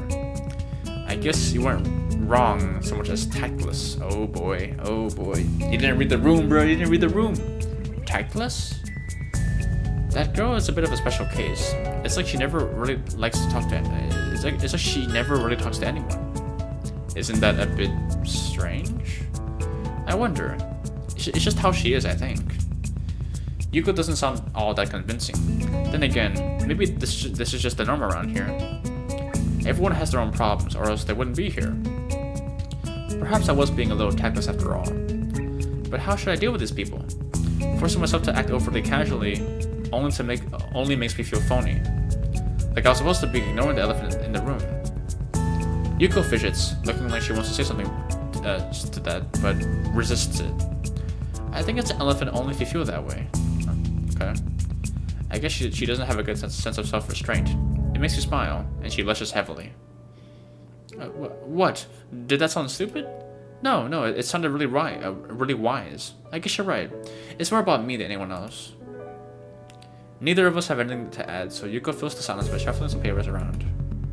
People who have papers on their desks really like doing that. Did you find any books? I should be closing soon. I mean, this library should be closing, but I have to do it. I hope that's not too inconvenient for you. Oh, yeah, I want some books, but I left them over there because I'll just go get them. I fetched my stack of books from behind the beanbags where Hanako and I were sitting, and returned to the counter. Wow, you read a lot, don't you? I surprised myself with that too, honestly. At least when I really think about it. I had a lot of free time earlier this year, so I just kind of started reading books to fill that time. I couldn't do much else. I see. But she doesn't say anything else, and takes out my books from me. I guess this is what they call tact. Yep, that is. Holding the, are we gonna meet Kanji again? Was that his name? Or Kenji? I think Kenji, yeah. Holding the library books with one arm, I trawl my pocket for the key to the door. A sudden sound from behind startles me, making me nearly drop the books I'm carrying, or the key that I almost managed to get into the lock. Who is it? Oh, it's him. It's Kenji. I turn around to see who is talking to me. It's Kenji. He seems to be in a friendly mood, although the light glinting off his glasses in the dark gives him a sinister look. It's just me. This makes him pause and lick his lips nervously. Who is me? I don't know anyone called me. Are you some new guy again? His voice is suddenly strained and quick. Yes, but we've met before. Yesterday. I don't think so. I would remember someone who I met only yesterday. When was that? What day is it today? I try to ignore him. Is he joking or what? Proof that we met before. You live across the hall. You're Kenji. Kenji jumps back. His eyes fill with an uncomprehending fear. How do you know my name? Damn, this can only mean one or two things. Either we have met, and you're telling the truth, and I can't just remember it, or you're a spy. He pauses. A psychic spy. His eyes dart around me, trying to peek into my room, although it's hard to believe he can see anything through those thick glasses. His mood swung from friendly to manic in less than a minute. I'm not psychic. How do I know that? I'm not a mind reader. Kenji points a finger at my face damningly. Unlike you. Stop that, man. We met yesterday. What's wrong with you? I live in this room. Lies. If you think you can pass as Hisao because I'm legally blind, you are sorely mistaken. You don't even look like him. I mean, the resemblance is real slim, maybe at a distance, but who do you think you're kidding? I want to grab him by the shoulders and shake him. Exasperated, I rub my eyes and let out a heavy sigh. Stay there. Kenji comes closer, one careful step at a time. I stay still, lest he assault me physically. Although I doubt he could do much damage if he did. Oh wait, I see it now. Damn, it really is you. Sighing again, and then once again, for good measure, I step backwards just in case. What's up, man? You don't look too good, I think. Something wrong? I don't know. I just had something stupid happen to me. A few stupid things actually, even if you discount this one. I can't get a proper touch on other people here, and I have no idea if it's because of me or because of them. I don't know why I'm telling this to Kenji. It's not like we've had any contact either. That's rough, dude. Yeah, I started by calling you a psychic spy and all, but you can never be too careful. It's the hard reality we live in. I'm slowly starting to think that Kenji isn't necessarily living in the same reality as the rest of us. You see? This is how it is. This world. There's no justice, you see? Even when I lose, I win because I don't lose the lesson. Excuse me? What does that even mean? It doesn't matter. He dismisses it flatly with a wave of his hand. So what happened? Why the long face? Do you have a long face? It's nothing. I just got scared. I just scared some girl off accidentally. Literally too. She actually ran away from me. It was my fault, really. I think. I'm not really used to all this yet. A girl? A cute one? Cute? I mean, that's a hard question. She had a nice body and really beautiful hair, but the face... I guess it could go either way. Yeah, she was cute. Yeah, cute, I guess. I knew it. There are a lot of cute girls here. A strangely disproportionate amount. I believe this is one of the dark secrets of the school. I tried to warn you, man, but did you listen? I don't remember any such warning. Dark secrets? Yes, dark secrets. Extremely dark, like a black hole. Have you noticed that the number of girls in the school is slightly but significantly higher than the number of boys? It's like 60 to 40. He turns his head to the left and stares off into the distance at nothing. Why is it like this? I mean, to the untrained eye, it doesn't appear to be that bad, but that's a full 20%. One would think that a school with such a huge pool of women would be a mainstream, but no. What I'm about to tell you could blow your mind. Are you ready? I don't know where this is going, but I think I won't be missing much by cutting out now. No, I am not ready. I only get as far as turning the doorknob before Kenji starts talking again, showing that he doesn't really care if my mind is blown or not. I believe that this school is a battleground, the site of feminist infiltration. This disparity in the number of men and to women is a clear sign of how far they have come. In case this Cold War turns hot, they will have superiority in numbers. Just another skirmish in the eternal war against the forces of the feminist. They're everywhere. In Japan, women outnumber men. It's not a 60-40 split, but it's only a matter of time, man. Even in America, women are the majority by a hair. The building of the numbers. In the past, the building of a military has always been the clearest sign of imminent war. Japan is just the first step. Our economy is badass, and the country itself is small and isolated, yet a huge part of the Pacific in terms of political value. That perfect target. They are so cunning, as expected of women. Soon, the day will come. When? Kenji's voice trails off ominously. That is why you can't trust them. They will string you along, and then kill you, just as they killed me. You will end up just like me. Oh, hell no. I can't stop myself from blurting it out. Hey, what the hell does that mean? You said it, not me. It's the best I can think of. So? You're not supposed to say something like that. Damn, so rude. Where was I? Oh yeah. The vast feminist conspiracy. Stop it, stop. I lost you way back there somewhere. Somewhere around feminist infiltration. Too hard to follow. It's cool. I have some graphs and stuff in my room. And puppets. You like puppets? No puppets. You don't like puppets. Okay. Graphs are still cool though, right? He speaks energetically, responding almost before I'm done talking, moving his hands in an animated way as he continues to rant on. This is too strange. I hadn't picked as relatively normal, but it's clear that I was wrong. Something on your mind, dude? Just thinking about what it's like to be the last sane man in an insane world. Kenji frowns, looking deeply upset. You mean that's you? That can't be, because I'm the last sane man in an insane world. That is my dream. You can't just steal a man's dream. What the hell? There can't be two last sane men. it would invalidate the whole last part, and that part is kind of important. There can only be one. Like in that foreign movie where they could only be one, and in the end there's only one dude left, because that was the point. I have never seen anyone talk so heatedly and so defensively about absolutely nothing before. Anyway, if you wait here, I can get my graphs. I also have a list of other dark and complex conspiracies that the school holds, as tangled as... Quick, finish my analogy for me. Be a pal. I'm going to bed now. It's extremely late. That doesn't sound like an analogy, but whatever. I like you. You seem like a cool dude. Most people don't understand what I'm talking about when I try to explain vast feminist conspiracy to them. Denial is a terrible thing. Later. He claps me on the back and then vanishes into his room so quickly and quietly, it's like he didn't even open the door, but instead walked through like a ghost. I don't know if I can fully digest what just happened, so I give up and just go to my room, kicking off my shoes before falling face first into the bed. It takes me some time to relax and get up, so I can get started on homework. It's because the sheets are cool and comforting against my cheeks, and it feels good just lying there with my eyes closed. The school is like some kind of bizarre and surreal island. It's isolated on top of a mountain, and each person is stranger than the last. I just can't seem to fit in. What irony!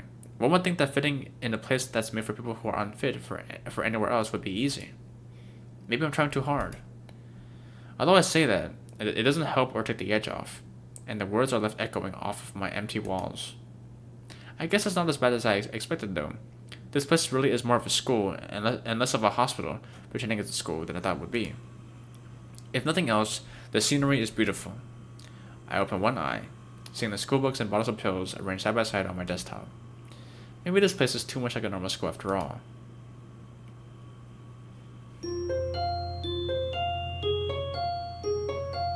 Oh, is this how they convey that a chapter has ended, maybe, or maybe the next day?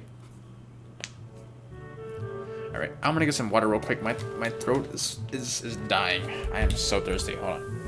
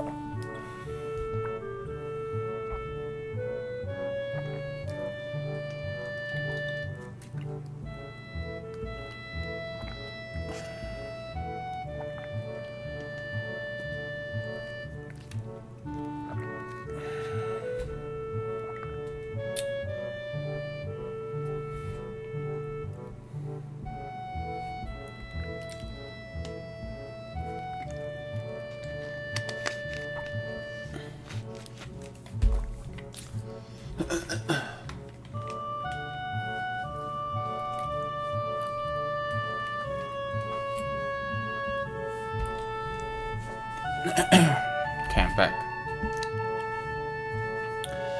I feel very tired this morning, probably because yesterday itself was a very tiring day.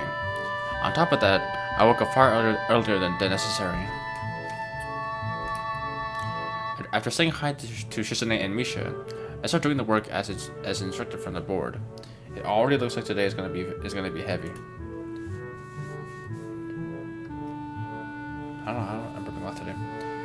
I don't have a problem with it now, though. Shizune and Misha might jump up. Sorry about that. Shizune and Misha might jump up on me trying to get an answer about whether or not I have decided to join the student council, even if it's just one day. I wouldn't put it past them to try, and I don't have an answer for them if they do. So this situation is convenient for me. About 10 minutes into class, Hanako walks in and takes a seat. No one looks at her. The teacher doesn't even comment on her lateness. What's going on with her, man? I'm concerned, but it sounds like people are they know about this. So I'm guessing she's being taken care of. So, but still, it's still a bit concerning. He does, however, stop us to say that we are going to take a break into groups. That we're going to break into groups again. I turn my head and see that Shizune and Misha are looking at me. Shizune gives me a smile that is equal parts cute and menacing. This is a smile that says, "We have you now. There's no escape." Hee-chan, it looks like we're together again. Yay, yay! Oh. Misha leans sideways while Shizune pushes her desk closer to mine. There really is no escape now, unless I were to jump through the window. Jumping out the window isn't the best option, sadly.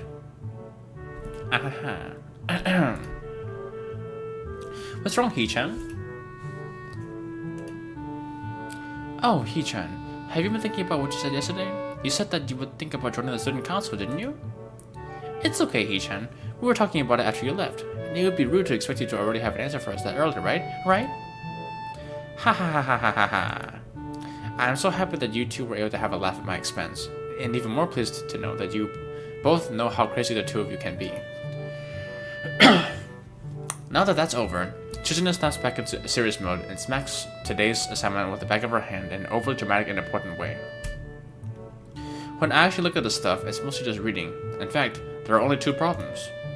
I almost want to say something about how her rush to get started seems a bit much, considering the small amount of work.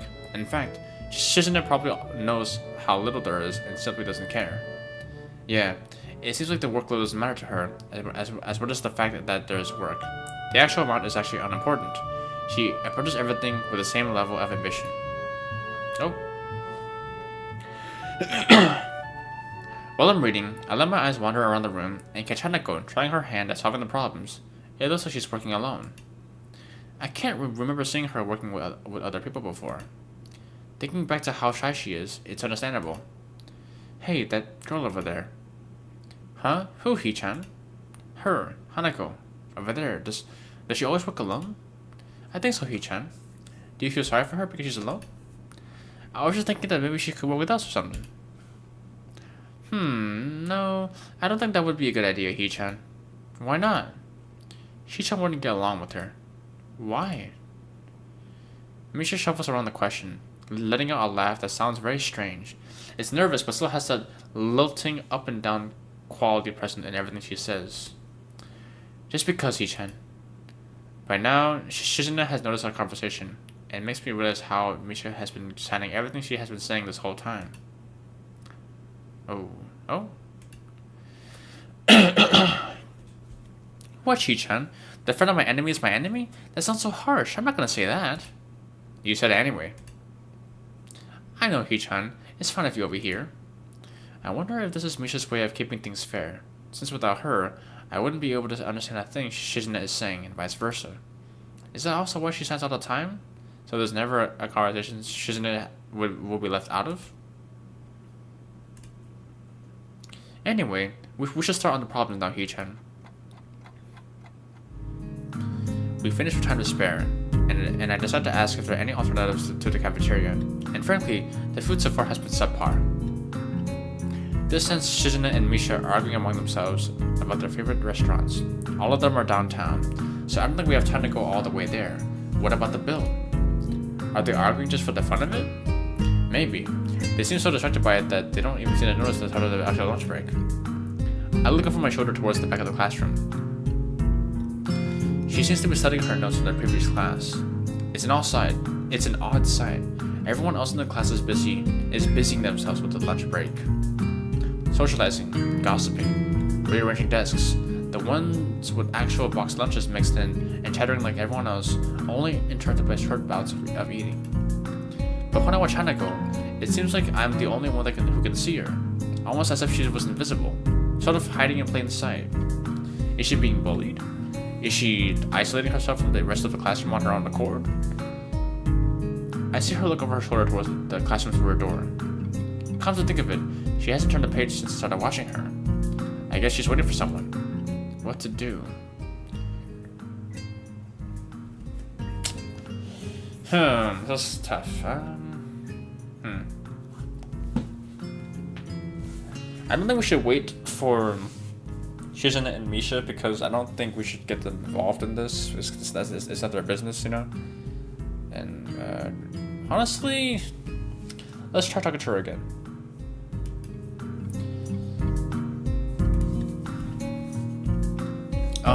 Hey there, Hanako. Oh my god. Hey, Hisao? Oh, at least she remembers my name.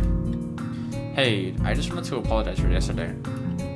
I didn't mean to startle you or anything. I'm just new here, and I thought I should get to know my classmates. As Hanako looks up at me, I notice her scarring once more. It's a little bewildering that you can barely notice it from across the room, but it's so noticeable from close up. That's okay. It was my fault. Nah, that wasn't anyone's fault. It just kind of happened. So, are you waiting for someone? I saw you looking at the door before. Yes, Lily. Oh, you mean Lily the blind girl? Hanako only nods in response, but I can't help but wonder if defining people through their disabilities is a faux pas, the worst kind, or just normal here. I guess that explains why Lily took off after her yesterday. She seems like a nice girl. Are you two friends? Yes.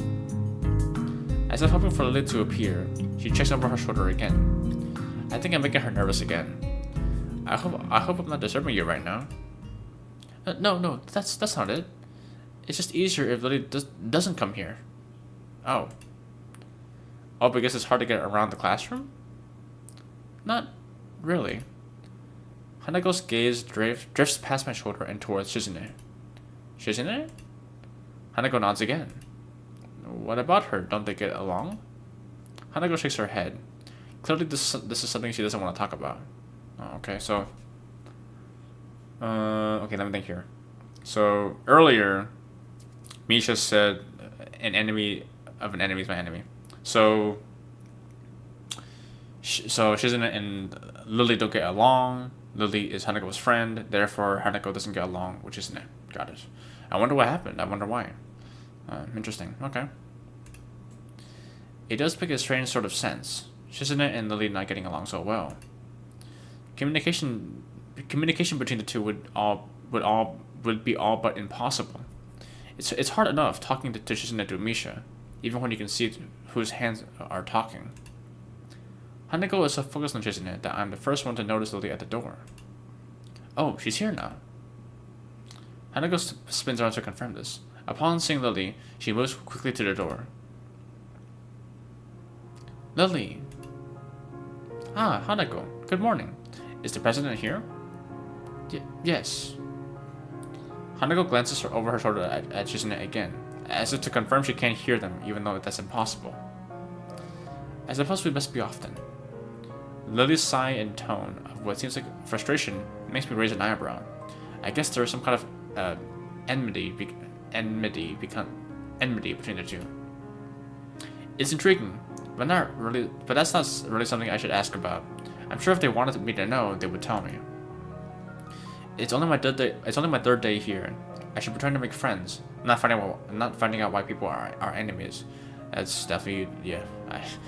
Not gonna lie, when I would go to when I was quite a nosy kid. I'll say that much. Still, it's a little funny to find out that this school has little feuds, just like my old school.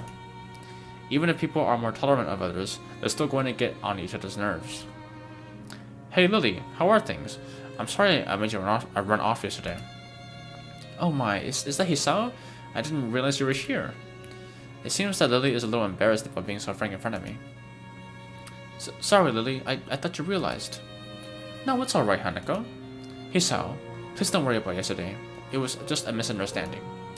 If you say so, I'm still working this place out. Well then, I think you'll find that most people here a lot more forgiving than elsewhere. If you're feeling a little confused, please don't be afraid to ask questions. Sure, I'll remember that. Lily. Lily gives a small nod of acknowledgement. I'm sorry, Hisao, but we must be off. Hanako really doesn't look all that comfortable here right now, and Lily seems a little embarrassed. I wonder if my apologies really made any impact. Mind if I accompany you two? I know I'm kind of pushing it, but Lily hums quietly, still smiling. I'm sure that we could accommodate you. Can we, Hanako? She looks at Lily, then at me, and then she freezes, wide-eyed. Sure. Well then, shall we go? I'm sure Lily wouldn't do this so easily if she saw how scared Hanako looks, but it can't be helped now. Declining after the deal is sealed would only cause confusion and problems. So we leave, all three together. Lily walks beside the wall, letting her cane gently tap against it every now and then. Hanako comes along right beside her, so close that she is practically half hugging her as they go. Although it must make her walking that much harder, Lily takes it in stride. As we turn the corner of the hallway, something hits me on the chest with the force of a steam train. Hanako shrieks a little, and my vision briefly goes black. Oh boy, what hit you? A baseball? Ouch. Oh, new character. Opening my eyes, I see a pair of saucer-like green eyes looking up at me. Oh. They belong to the perpetrator, a short girl who bumped into me and has now fallen down onto the hallway floor. She wears a PE uniform and a very worried frown. The former strikes me as a rather strange thing to have on during a lunch break. More striking than that, though, is that she doesn't have any legs. Or she does, but they are not flesh and bone. Her pale and very much flesh and bone thighs end in shins and feet made of some black metallic or plastic-like material. They look disturbingly artificial and unnatural. It almost makes me forget that my chest is hurting. The girl winces a little, rubs her nose, and jumps up. Oh, man. Hey, are you alright? I'm sorry about that, really. I wasn't looking where I was going, and you just came out of nowhere. Sorry. She's looking very apologetic, and in the hurt puppy way of looking apologetic. I quickly forget about being angry or anything, since hurt puppies are my weak spot. It's okay, don't worry about it. Ouch. No. Oh no. I say that, but there's a stinging pain growing in my chest, and I know that this is about the biggest possible danger for my condition. Don't overexert yourself, don't forget your medication, and most of all, don't get hit in the chest. I try to rub my solar plexus to chase the pain away, holding my breath in an attempt to hear my heartbeat. Oh boy. Oh no. Oh, is he gonna... It seems normal. Hey, should I get a nurse? The worried, high-pitched voice of the girl snaps me out of it. I stare at her for a few seconds, dumbfounded, until I realized that I probably looked worse off than I really was, doubled over myself and looking all tense. Damn, I'm overly worried about my heart. I mean, that's a normal thing to be worried about, man. No need. I'm fine. Managing to say something in response, I pull myself upright, feeling sore ribs one last time, and take a deep breath. She just knocked the wind out of me, big time, but it's nothing more than that. You sure you're okay? I hit you pretty hard. It's okay. I said I was fine, and nothing's broken, so no harm done. That's good. I was... Hisao, what happened? She's not quite up to speed for obvious reasons, but she sounds very worried, more than what the situation deserves, really. Someone just bumped into me. Nothing serious, just winded. Sorry, it's my fault. I was just going to get some stuff, and I was kind of in a hurry. That someone here is Emmy, isn't it? The little girl coughs quietly, and shovels her plastic or metallic feet, looking down at them before saying anything. Hi, Lily. Hanako. I guess the girls know each other. Do please start to be more careful. You might be sturdy enough to endure these sorts of accidents, but there are people who aren't. The girl blushes and starts to fidget nervously like a little child caught misbehaving. It's so cute that I find myself smiling. I know that. I was just... I gotta go. Teacher will have my head. I promised to help up with printouts, but I went running instead. Sorry, but I gotta change in everything. Before any of us can say a thing, Emmy has already bolted away, leaving the hallway eerily quiet. Does this kind of thing happen often around here? There are more rules in Yamako than usual for running in corridors, but that rarely stops Emmy, it seems. She shakes her head weakly and offers a slight composed smile. I don't think there's anything we can do to stop her, I'm afraid. Shall we be off then? Lily heads off along the hallway, and Hanako hurries after her. The route to the room the two used for tea is fairly simple to retrace, being still fresh in my mind from yesterday. Lily and Hanako quickly go about the business of making lunch. Before I can even open my small bag of food, Lily is busying herself with her thermos and tea bags as Hanako is setting out both their lunches. So, is this what you meant by coming here almost every day? Yes, Hanako and I usually have lunch here. It's just both of us, so we ended up using this room regularly. After seeing Haneko's reactions to me over the past couple of days, I can understand why that it is a boon. That and Lily being able to get some quiet away from her class as well. I check my seat last, after Lily's poured tea for us and sits down. The more I spend time with these two girls, the more I think they're a perfect foil to Misha and Shizune. I agree.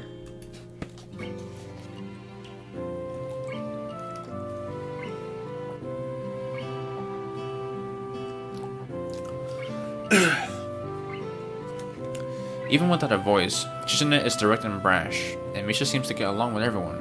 On the other hand, Lily is soft-spoken and relaxed, while Hanako seems to be the shyest girl I ever met.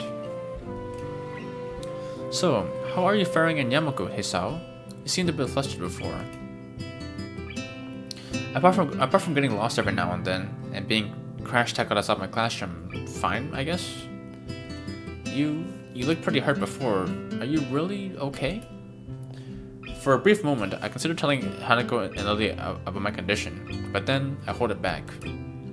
I can't tell why, but for some reason, I feel uncomfortable talking about it to these relative strangers, even if they happen pretty friendly.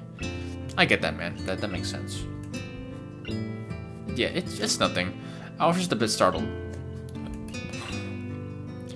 Judging from the two girls' expressions, I don't think they're buying it, but in what I assume is their way of respecting my privacy, they don't press the matter. Excuse me. I guess that's one of the unwritten rules around here. Don't ask. Even if people's conditions are obvious, like Hanako's, there's still bound to be a story involved. Everyone has things that they don't feel comfortable speaking about, and I think everyone here recognizes that. So, how long have you been in the school? You both seem to know your way around here pretty well. Well, I've been here since the start of high school, but only moved into the dormitories a year ago. Hanako joined at the start of the high school as well, and moved to the dormitories when she did, if my memory serves me right. That's right, since high school. So you've known each other since then? Since I moved, yes. Hanako lives next door to me, so it's only natural, right? Right. Yeah, of course. Living next to someone is probably reason enough to befriend them, though I'm guessing that Lily's blindness played a part of that as well. I can't imagine Hanako easily being friends with someone who has to deliberately avoid looking at her scars. With the immediate conversation dried up, we start to eat our lunch. It isn't long before the bells start signaling the end of the break. Like me, the girls pack up their lunches as efficiently as they set them out. I guess I better be off. Are you going to be with Hisao, Hanako? Hanako looks up at me, and for a second, I can see that she's considering skipping class. Maybe just to avoid walking to the classroom with me. I mean, she is pretty nervous. Yes. I don't know what to think of it. Hanako is really delicate to the point of breaking if looked at in the wrong way.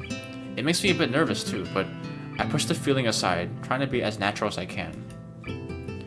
We should hurry then. Class has already started by the sound of it. Lily gives a nod of farewell as she bends down to take her cane. Hanako and I filing out before her. We walk quickly down the empty halls to our respective classes.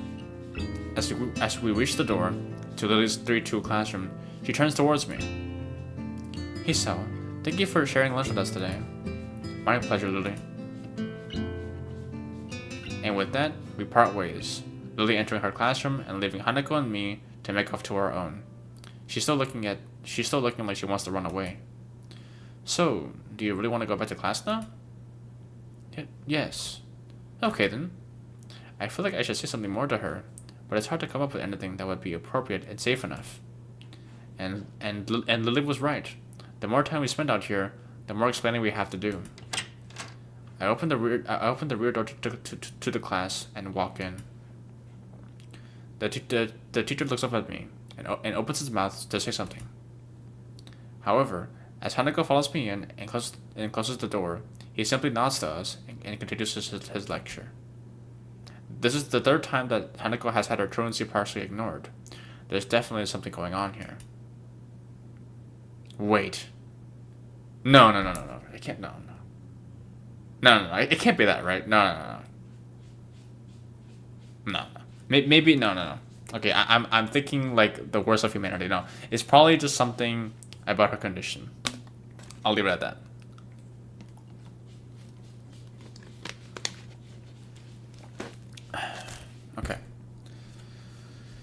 Okay.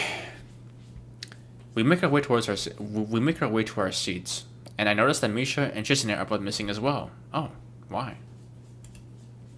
I wonder if it's some form of informal agreement with the staff, or if it's a perk afforded to the unique students of the school. Trying to make as little disturbance as I can, I extract the relevant textbooks from my bag and start catching up. The class goes on quietly. The teacher seems like an okay person, despite the weird first impression I got, and the material is relatively interesting. However, the way he teaches is really bizarre. It's as if he expects that everyone is a natural genius.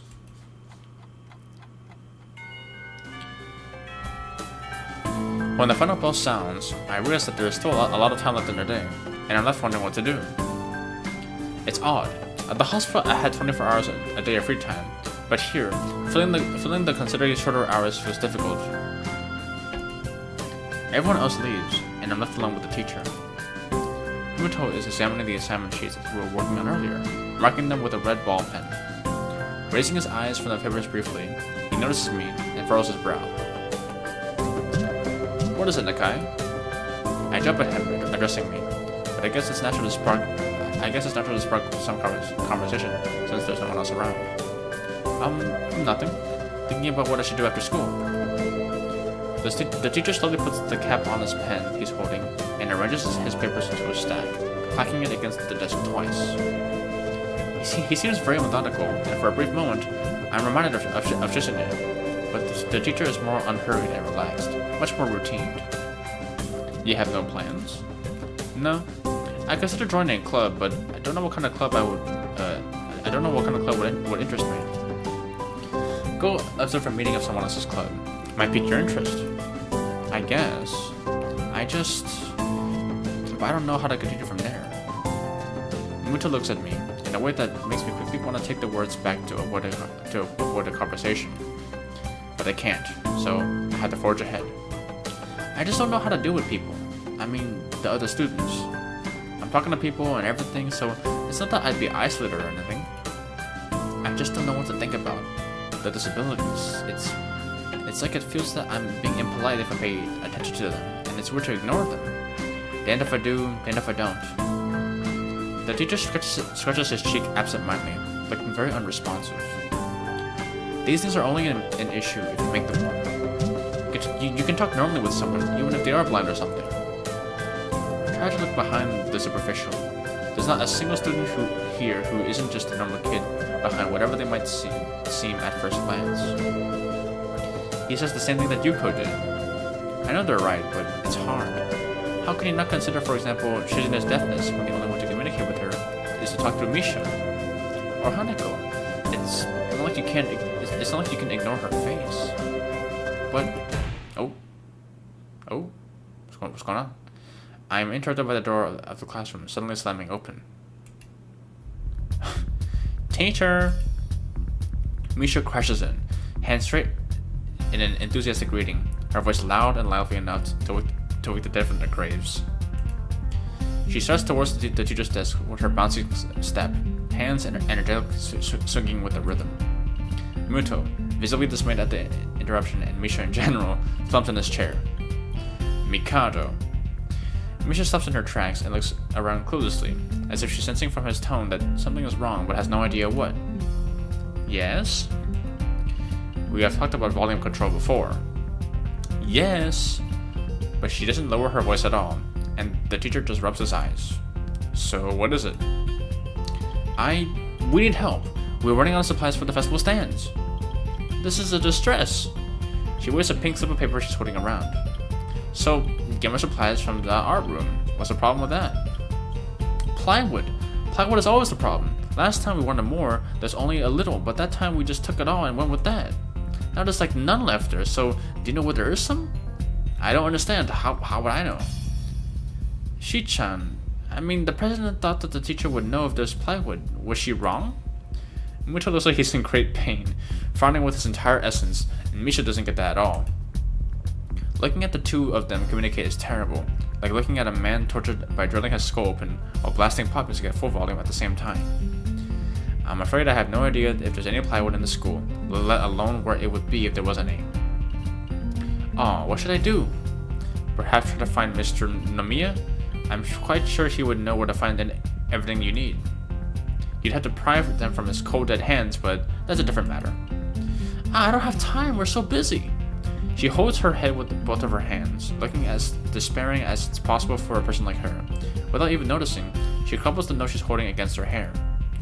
I shouldn't even be fetching these things. There's so much to do and we're falling behind schedule. Muto looks gravely, then suddenly smiles. Smiling doesn't really fit his face. I think it'd be better if he didn't. I wonder if you can get some temporary help. He switches to staring at me focusedly with a hard expression, as if trying to say, go make some friends. I guess I can give you a hand. You can? Thanks, Hee-chan. You're really nice. She pauses, does a double take, and then points at me with her finger, yelping, ah, and looking very puzzled. Come to think of it, what's Hee-chan doing here? Class is over. You should be having fun. We just had a little chat. Oh no, it's not detention, is it? Are you in trouble, Hee-chan? No, I'm not. Is Hee-chan in trouble, teacher? No, he's not. Muto sighs deeply, and I feel that I have to help Misha to get her off the teacher's back. So, what do you need? Here's a list. I could try to find the plywood from somewhere if there's none in the art room. She offers me the note she's holding. I take it, hesitating a bit. I said I'd help you, but this has no implications on whether I'm running the council or not. Aww. Still, thanks, Hee-chan. Try to be quick. We are in a stalled building streak now. We must hurry, hurry, hurry. She bounces out of the classroom, leaving me and the teacher looking at each other with something that feels like a silent agreement. Well, there you have it, Nakai. You have something to do for now. Please don't sound so smug. Looking at the list with a number of items, ranging from paint to plywood, all written with small, neat handwriting that is undoubtedly Shizune's, I heave a sigh. I'll be going then. Waving the long list limping at the teacher, I exited the hallway. The classrooms closest to ours are designated belonging to classes 3-1 and 3-2 on the right side, and 3-4 on the left side, each door looking exactly the same. Further down the corridor, still with identical doors, are rooms that I didn't think were used for classes. I guess the art room is not a classroom as such. Carefully, I push open the furthest door and peek in. It's a classroom, but it seems rather badly kept or not in use. Am I in the right place? Desks and chairs are all around the room. A thin layer of dust is settled on them. There are some easels in the corners, so at least this looks like the right place. The room is flushed in sunlight from the big windows, shadows creeping all over the desks. Specks of dust are dancing in the stagnant air, making the beams of light almost visible. Jokingly, I call into the empty room. Anybody? Oh, something catches my eye, and I stop mid-sentence. Sitting on a desk is a short-haired girl, curiously wearing a boy's uniform, with a fork between her toes, a morsel of food stuck firmly on the end. This all weight of dining seems to be caused by her apparent lack of hands, but her presence here is what takes me back even more. How did I miss her before? She's sitting in a corner very still, but I still somehow took her as part of the furnishing, or a statue at first glance. I'm not being too observant today as a whole.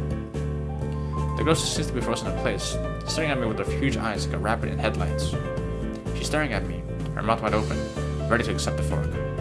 I'm staring at her, my mouth wide open, suddenly remembering that I didn't finish my sentence, and trying to think if I should.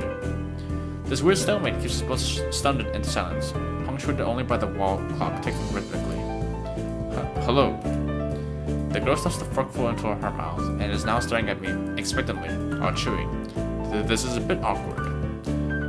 Hello. I was told to pick up some supplies from here. For some festival stalls, I think. I didn't think there would be someone here. There isn't. That's why I came here too. She picks up another forkful.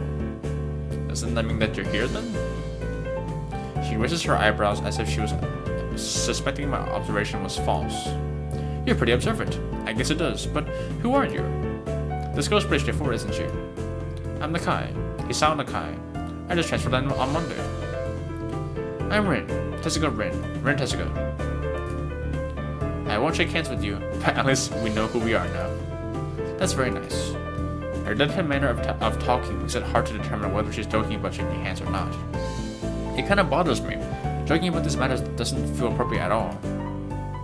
While I'm trying to figure out what's appropriate and whether this girl is, she seems to have lost interest in me and is now gazing yearningly back at her food.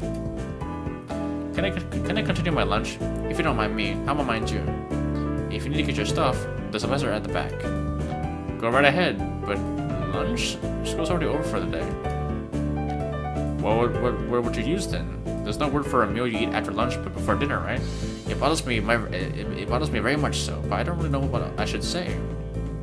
I don't think you're supposed to eat a meal between lunch and dinner to begin with. But I'm hungry now, and my delicious box lunch would go to waste otherwise. I have curry. It's very delicious. With much decisiveness, Rin once again picks up the fork between her toes, and with at least as much impoliteness, she points it straight at me. So Nakai, what brings you to this place? Like I said, I was told to look for these things. No, the school. From outside you look fine. Is your problem inside? I come to a full stop, opening my mouth but not getting a word out. I can guess. I'm good at guessing, better than most people. Rin cuts me off before I can answer her question, or skirt around somehow. I don't know which I would have done. I froze in front of this issue again. I haven't even told anyone here about my condition, or maybe it's only because it hasn't really come up. I do get the feeling that not making issues of this is part of the social code here, as the teacher said. I wonder if people here could relate. Probably, but not any better than any normal person could.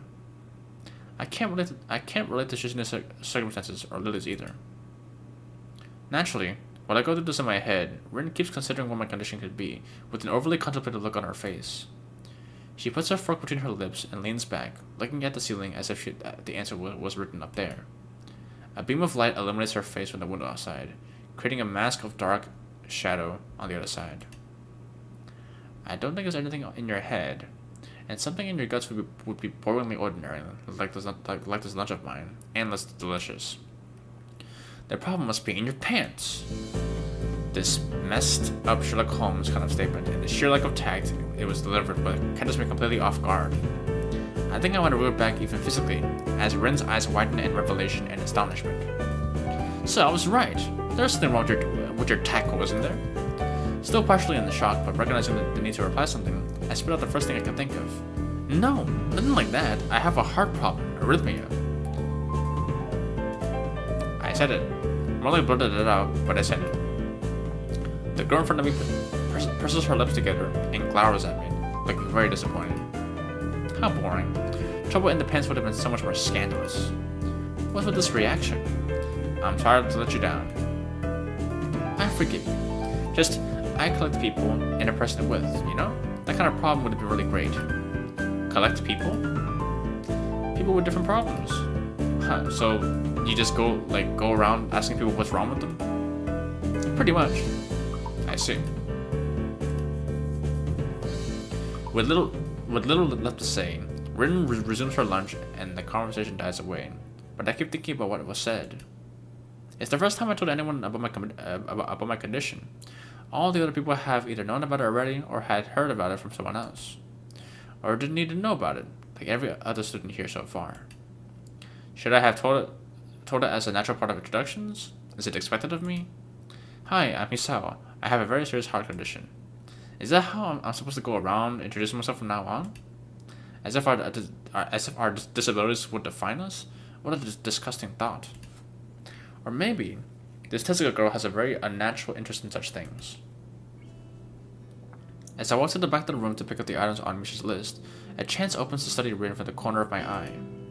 Her hair is a burnt auburn, almost orange, and cropped short.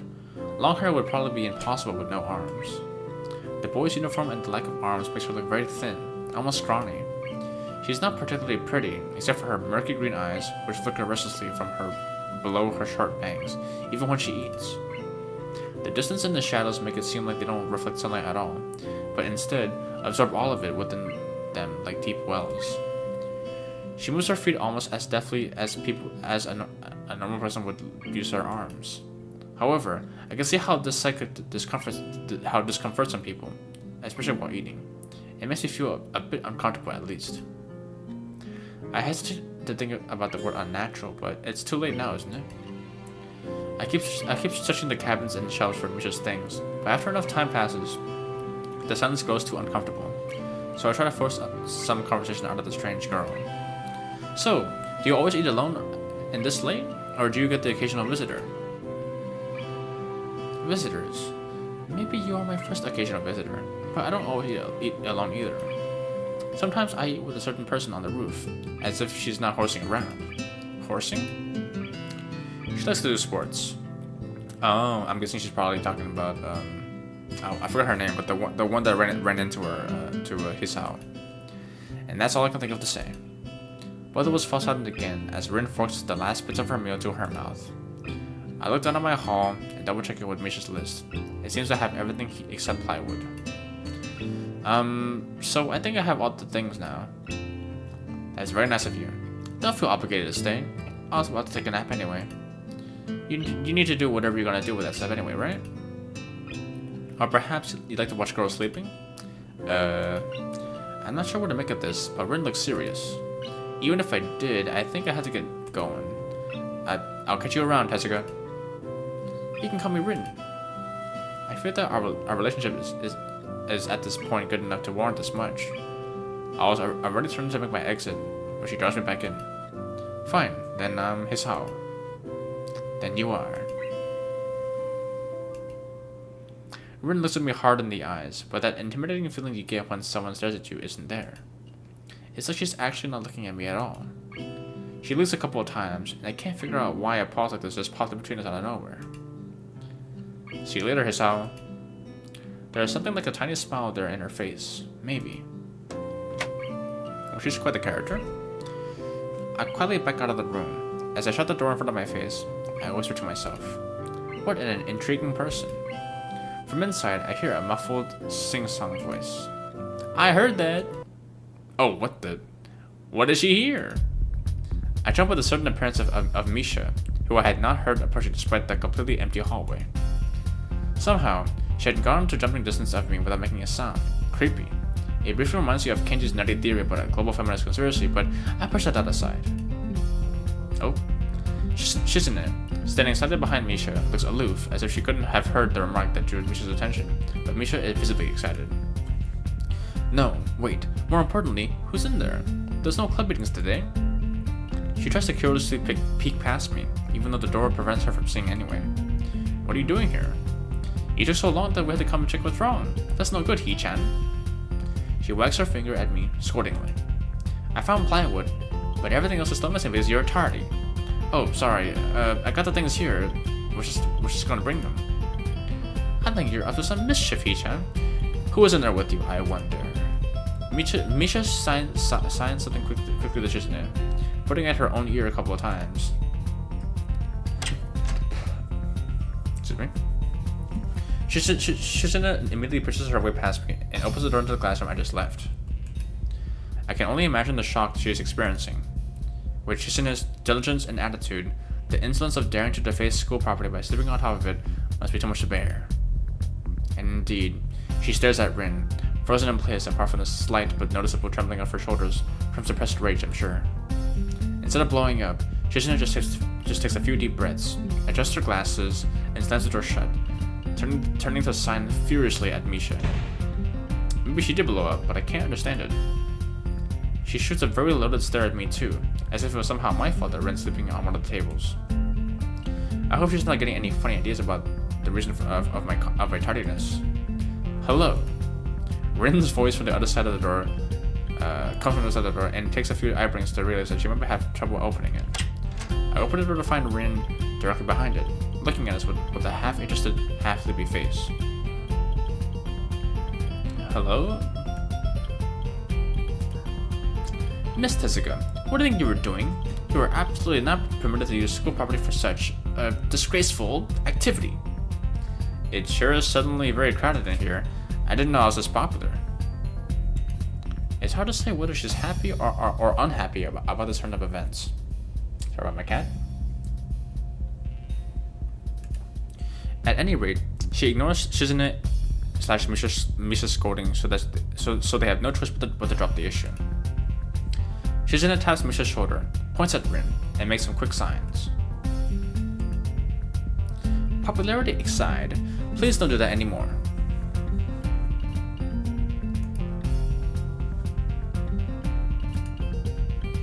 Anyway, how's your project going? Will it be done for the festival? Rin looks at them blankly, apparently at ease under the pressure Shizune's cold stare is putting on her. I keep wondering about that myself too. And we'll think about it harder. As Misha signs her reply to Shizune, her face turns into an unsatisfied frown. Miss Tezuka, please try to take this seriously. It will be a disaster if the wall looks like someone threw up their lunch onto it. Rin nods assertively. Well, think more seriously. Misha actually giggles at that, but Shizune doesn't, not even after translation. She just shakes her head, takes the materials from me, and takes off with Misha in tow. Rin frowns thoughtfully as she looks after the retreating student council duo. How rude. It's true though. I must finish my project before the weekend. There will be dire consequences if I don't. The end of the world as we know it. Like weekends usually are, but more dire. Much more dire. Maybe I'll postpone my nap to unforeseen future.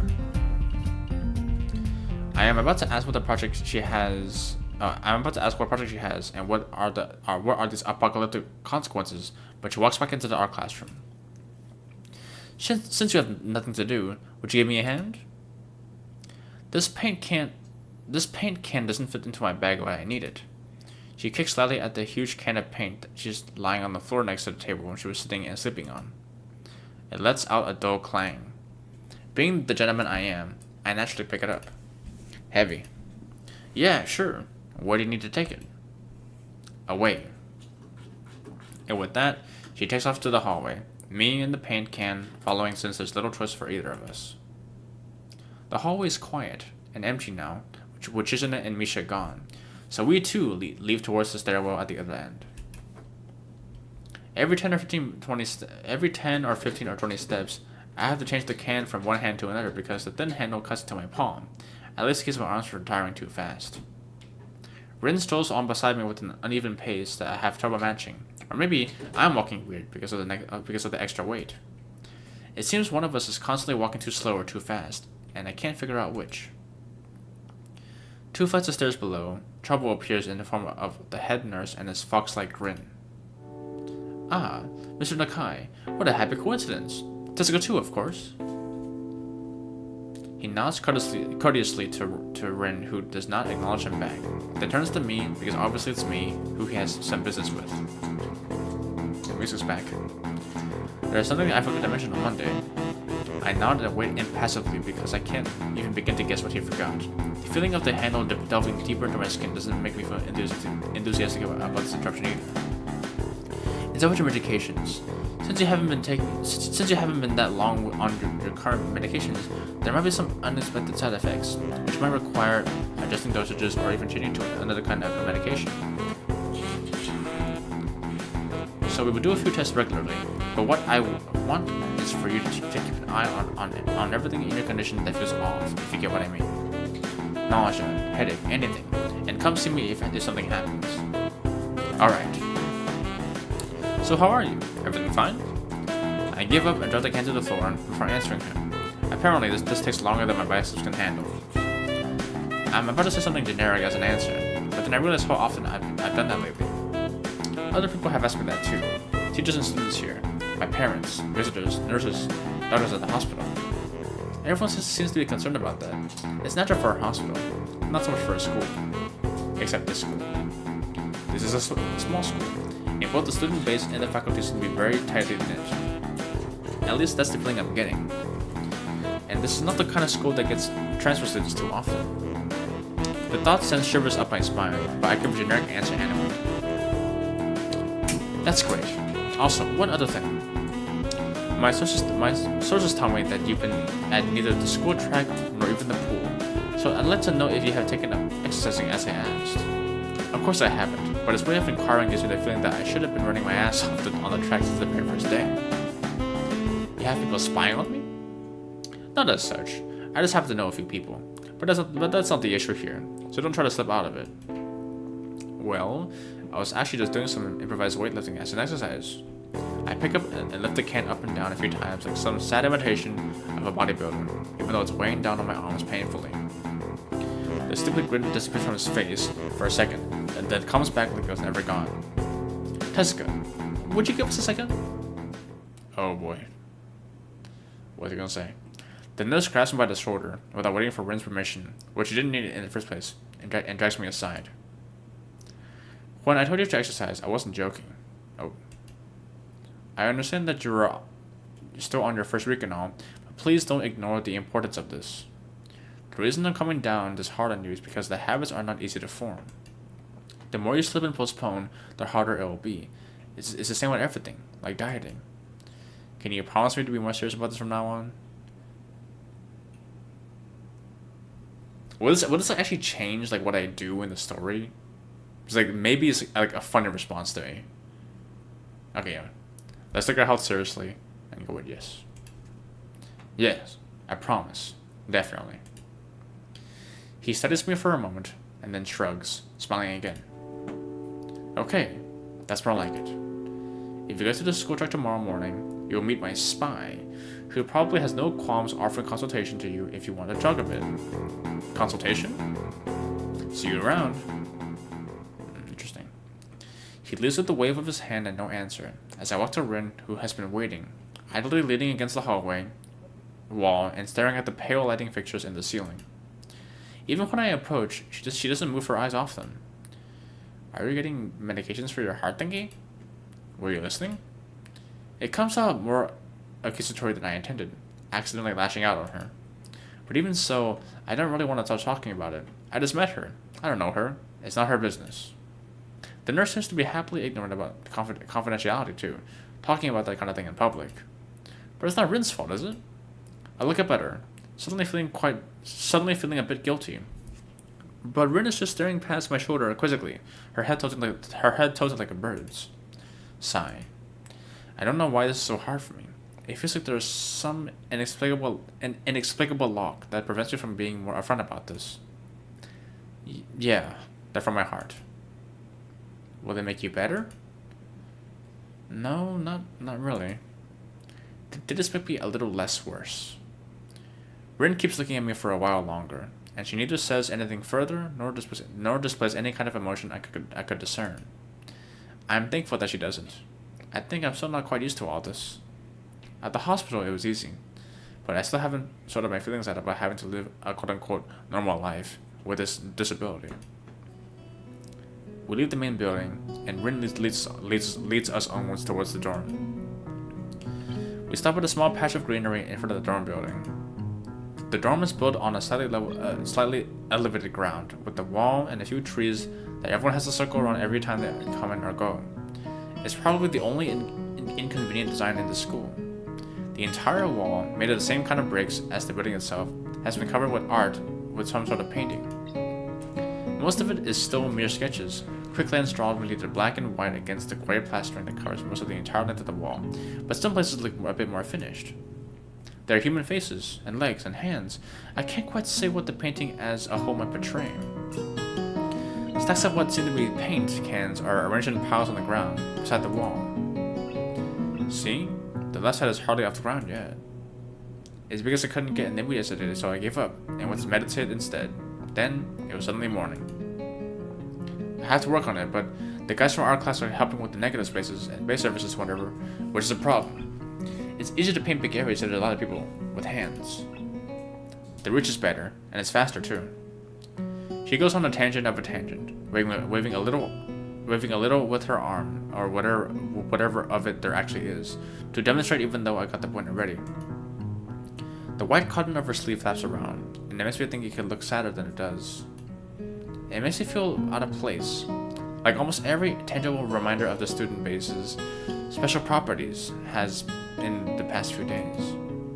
This girl doesn't notice my dreary feelings, of course, or the fact that she lost me a while ago already, and just keeps on blabbering. So that's why I'm trying to figure out if there's something I need to figure out, and then figure that out before it's too late and all hope is lost. Why would the hope be lost? Because paint has to be painted, then it has to dry, and it has to be painted over, another kind of paint. It takes time. She finally stops, apparently thinking she made some kind of statement that makes sense. I think it's best to start from the top. So, this is your project? You did this? Yes. All of it? Yeah. Nice, but...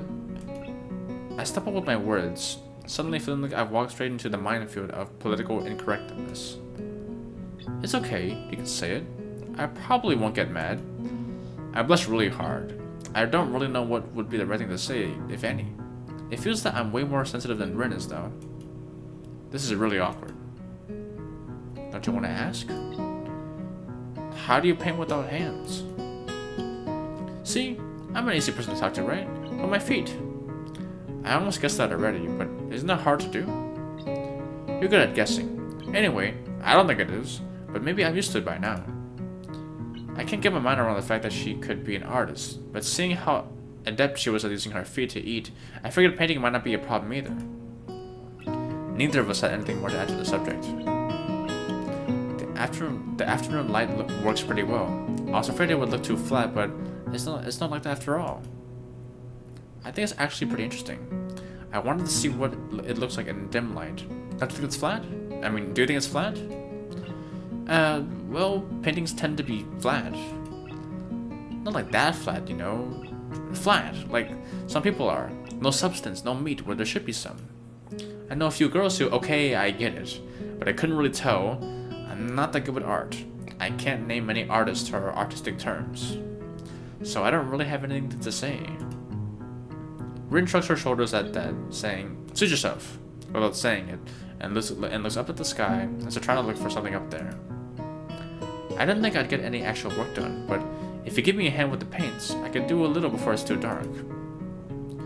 I wanted to get a halogen lamp like the ones that they have at the sports tracks, but there aren't any. Rin is quick to recruit my help, as wish, isn't it? But it really makes me feel that the festival is such a big project that every pair of hands is needed. Why not? I'm not really sure if I can be of any help though. It's just mixing some paints. You can do that, probably. Do you have motor control problems like you know, those people who have some? Cerebral palsy maybe? Not that I know of. I get it. Hard thinking has nothing to do with that. She gives me a sly look for no reason. No, it doesn't. Let's do it then. So she sits on the empty wooden box and very naturally picks up a wide brush between the toes of her bare right foot. I open a few of the cans and pour some of the contents into a shallow bowl for mixing. The thick paint flows lazily from the can to the bowl, like syrup.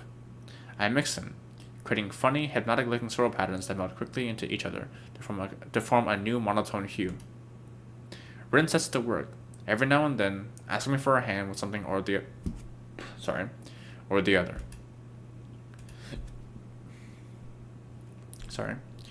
Finding different brushes is easy enough, but mixing the paints to be the exact tone this girl is apparently singing in her head is a frustrating ordeal. She wants precision down to the last millimeter before she is satisfied, but her instructions are obscure at best. Add half a splash of green. I crouch down to pick up the can of bright green. The other green. This green. I carefully pour some of the other green paint into the mixing bowl. No, that's almost a whole splash. More white. Is green a good color to add? No idea, you're the artist here. A hint of smile appears in the corners of her mouth. Do you lack an opinion? No, it's just that I have no idea. It's okay, because I got an idea. Add more white. With this exclamation, I pour a minuscule amount of white into the bowl and mix it. It looks slightly whiter. That's not good. It has to be like the color of when you wake up and you know that you saw the meaning of life in your dream but can't remember it. Maybe it's yellow. Despite the impossibility of mixing a color like the change of seasons or any other nonsense that's being imposed on me, I find myself enjoying it more than I thought I would. Seeing a painting being born on the plastered wall feels like magic. I I spend the moments I have between mixing paints, crouching down on the paving, and just looking at her work. It feels slightly intrusive at first, like breaking some imaginary intimacy, but Rin doesn't seem to mind the least bit. Maybe it's just in my head. Her entire presence emits a completely different air as she patiently works the details, adding layers of paint on top of other layers of paint, subtly moving her foot across the wall to add new shapes. When I manage to produce a passable mixture of paint, the rare smile on her face is oddly rewarding. Apart from the few words then discussing paint mixes, neither of us says a word for the longest time. And even those short discussions soon evolve into a shorthand, both of us developing and using weird impromptu code words for various paint and hues. As if there was some need to conserve words in breath and sound.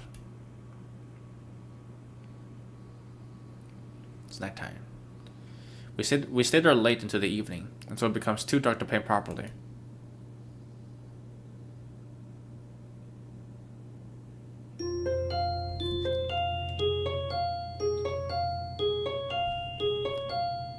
Okay, so day 4.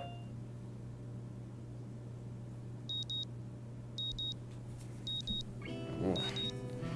Alright, okay. I think I'm gonna end it there.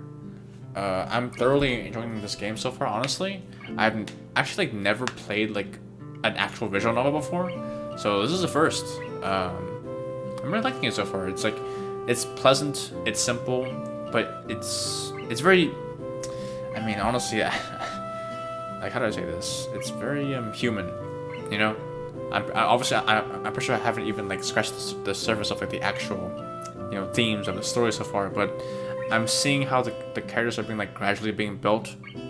And yeah, so far Rin is my favorite. She has the most character. She's funny. She's just like fun to hang out with, you know. Shizune and Misha, I mean, they're cute and all, but I mean, like, other than that, not much else about them really appeals to me, just me personally. And let me think. Lily's cool. Haneko's cool. Yuka, we haven't really talked to that much, and that one girl who like ran into me in the hallway, you don't really know that much about yet. So, yeah. So far, I guess Rin is best girl, but honestly, like, I think just in like a pure platonic way, like she's honestly, I would just like to hang out with her just as a friend. But anyways, yeah. So that was so let me save first. Quick new save. Okay, so, yes. Alright, so that was Katawa Shoujo. I hope you guys enjoyed. Yeah, I'll be streaming this again, most likely, probably, let me think, so today's a Friday. No, right now it's Saturday, isn't it? Yeah. I'll probably stream again actually tomorrow because I get off work early. I'll see. Honestly, there's no like set schedule there. But anyways, thank you all for watching. For those that came by and watched, and yeah, all right. Have a good night. Take care.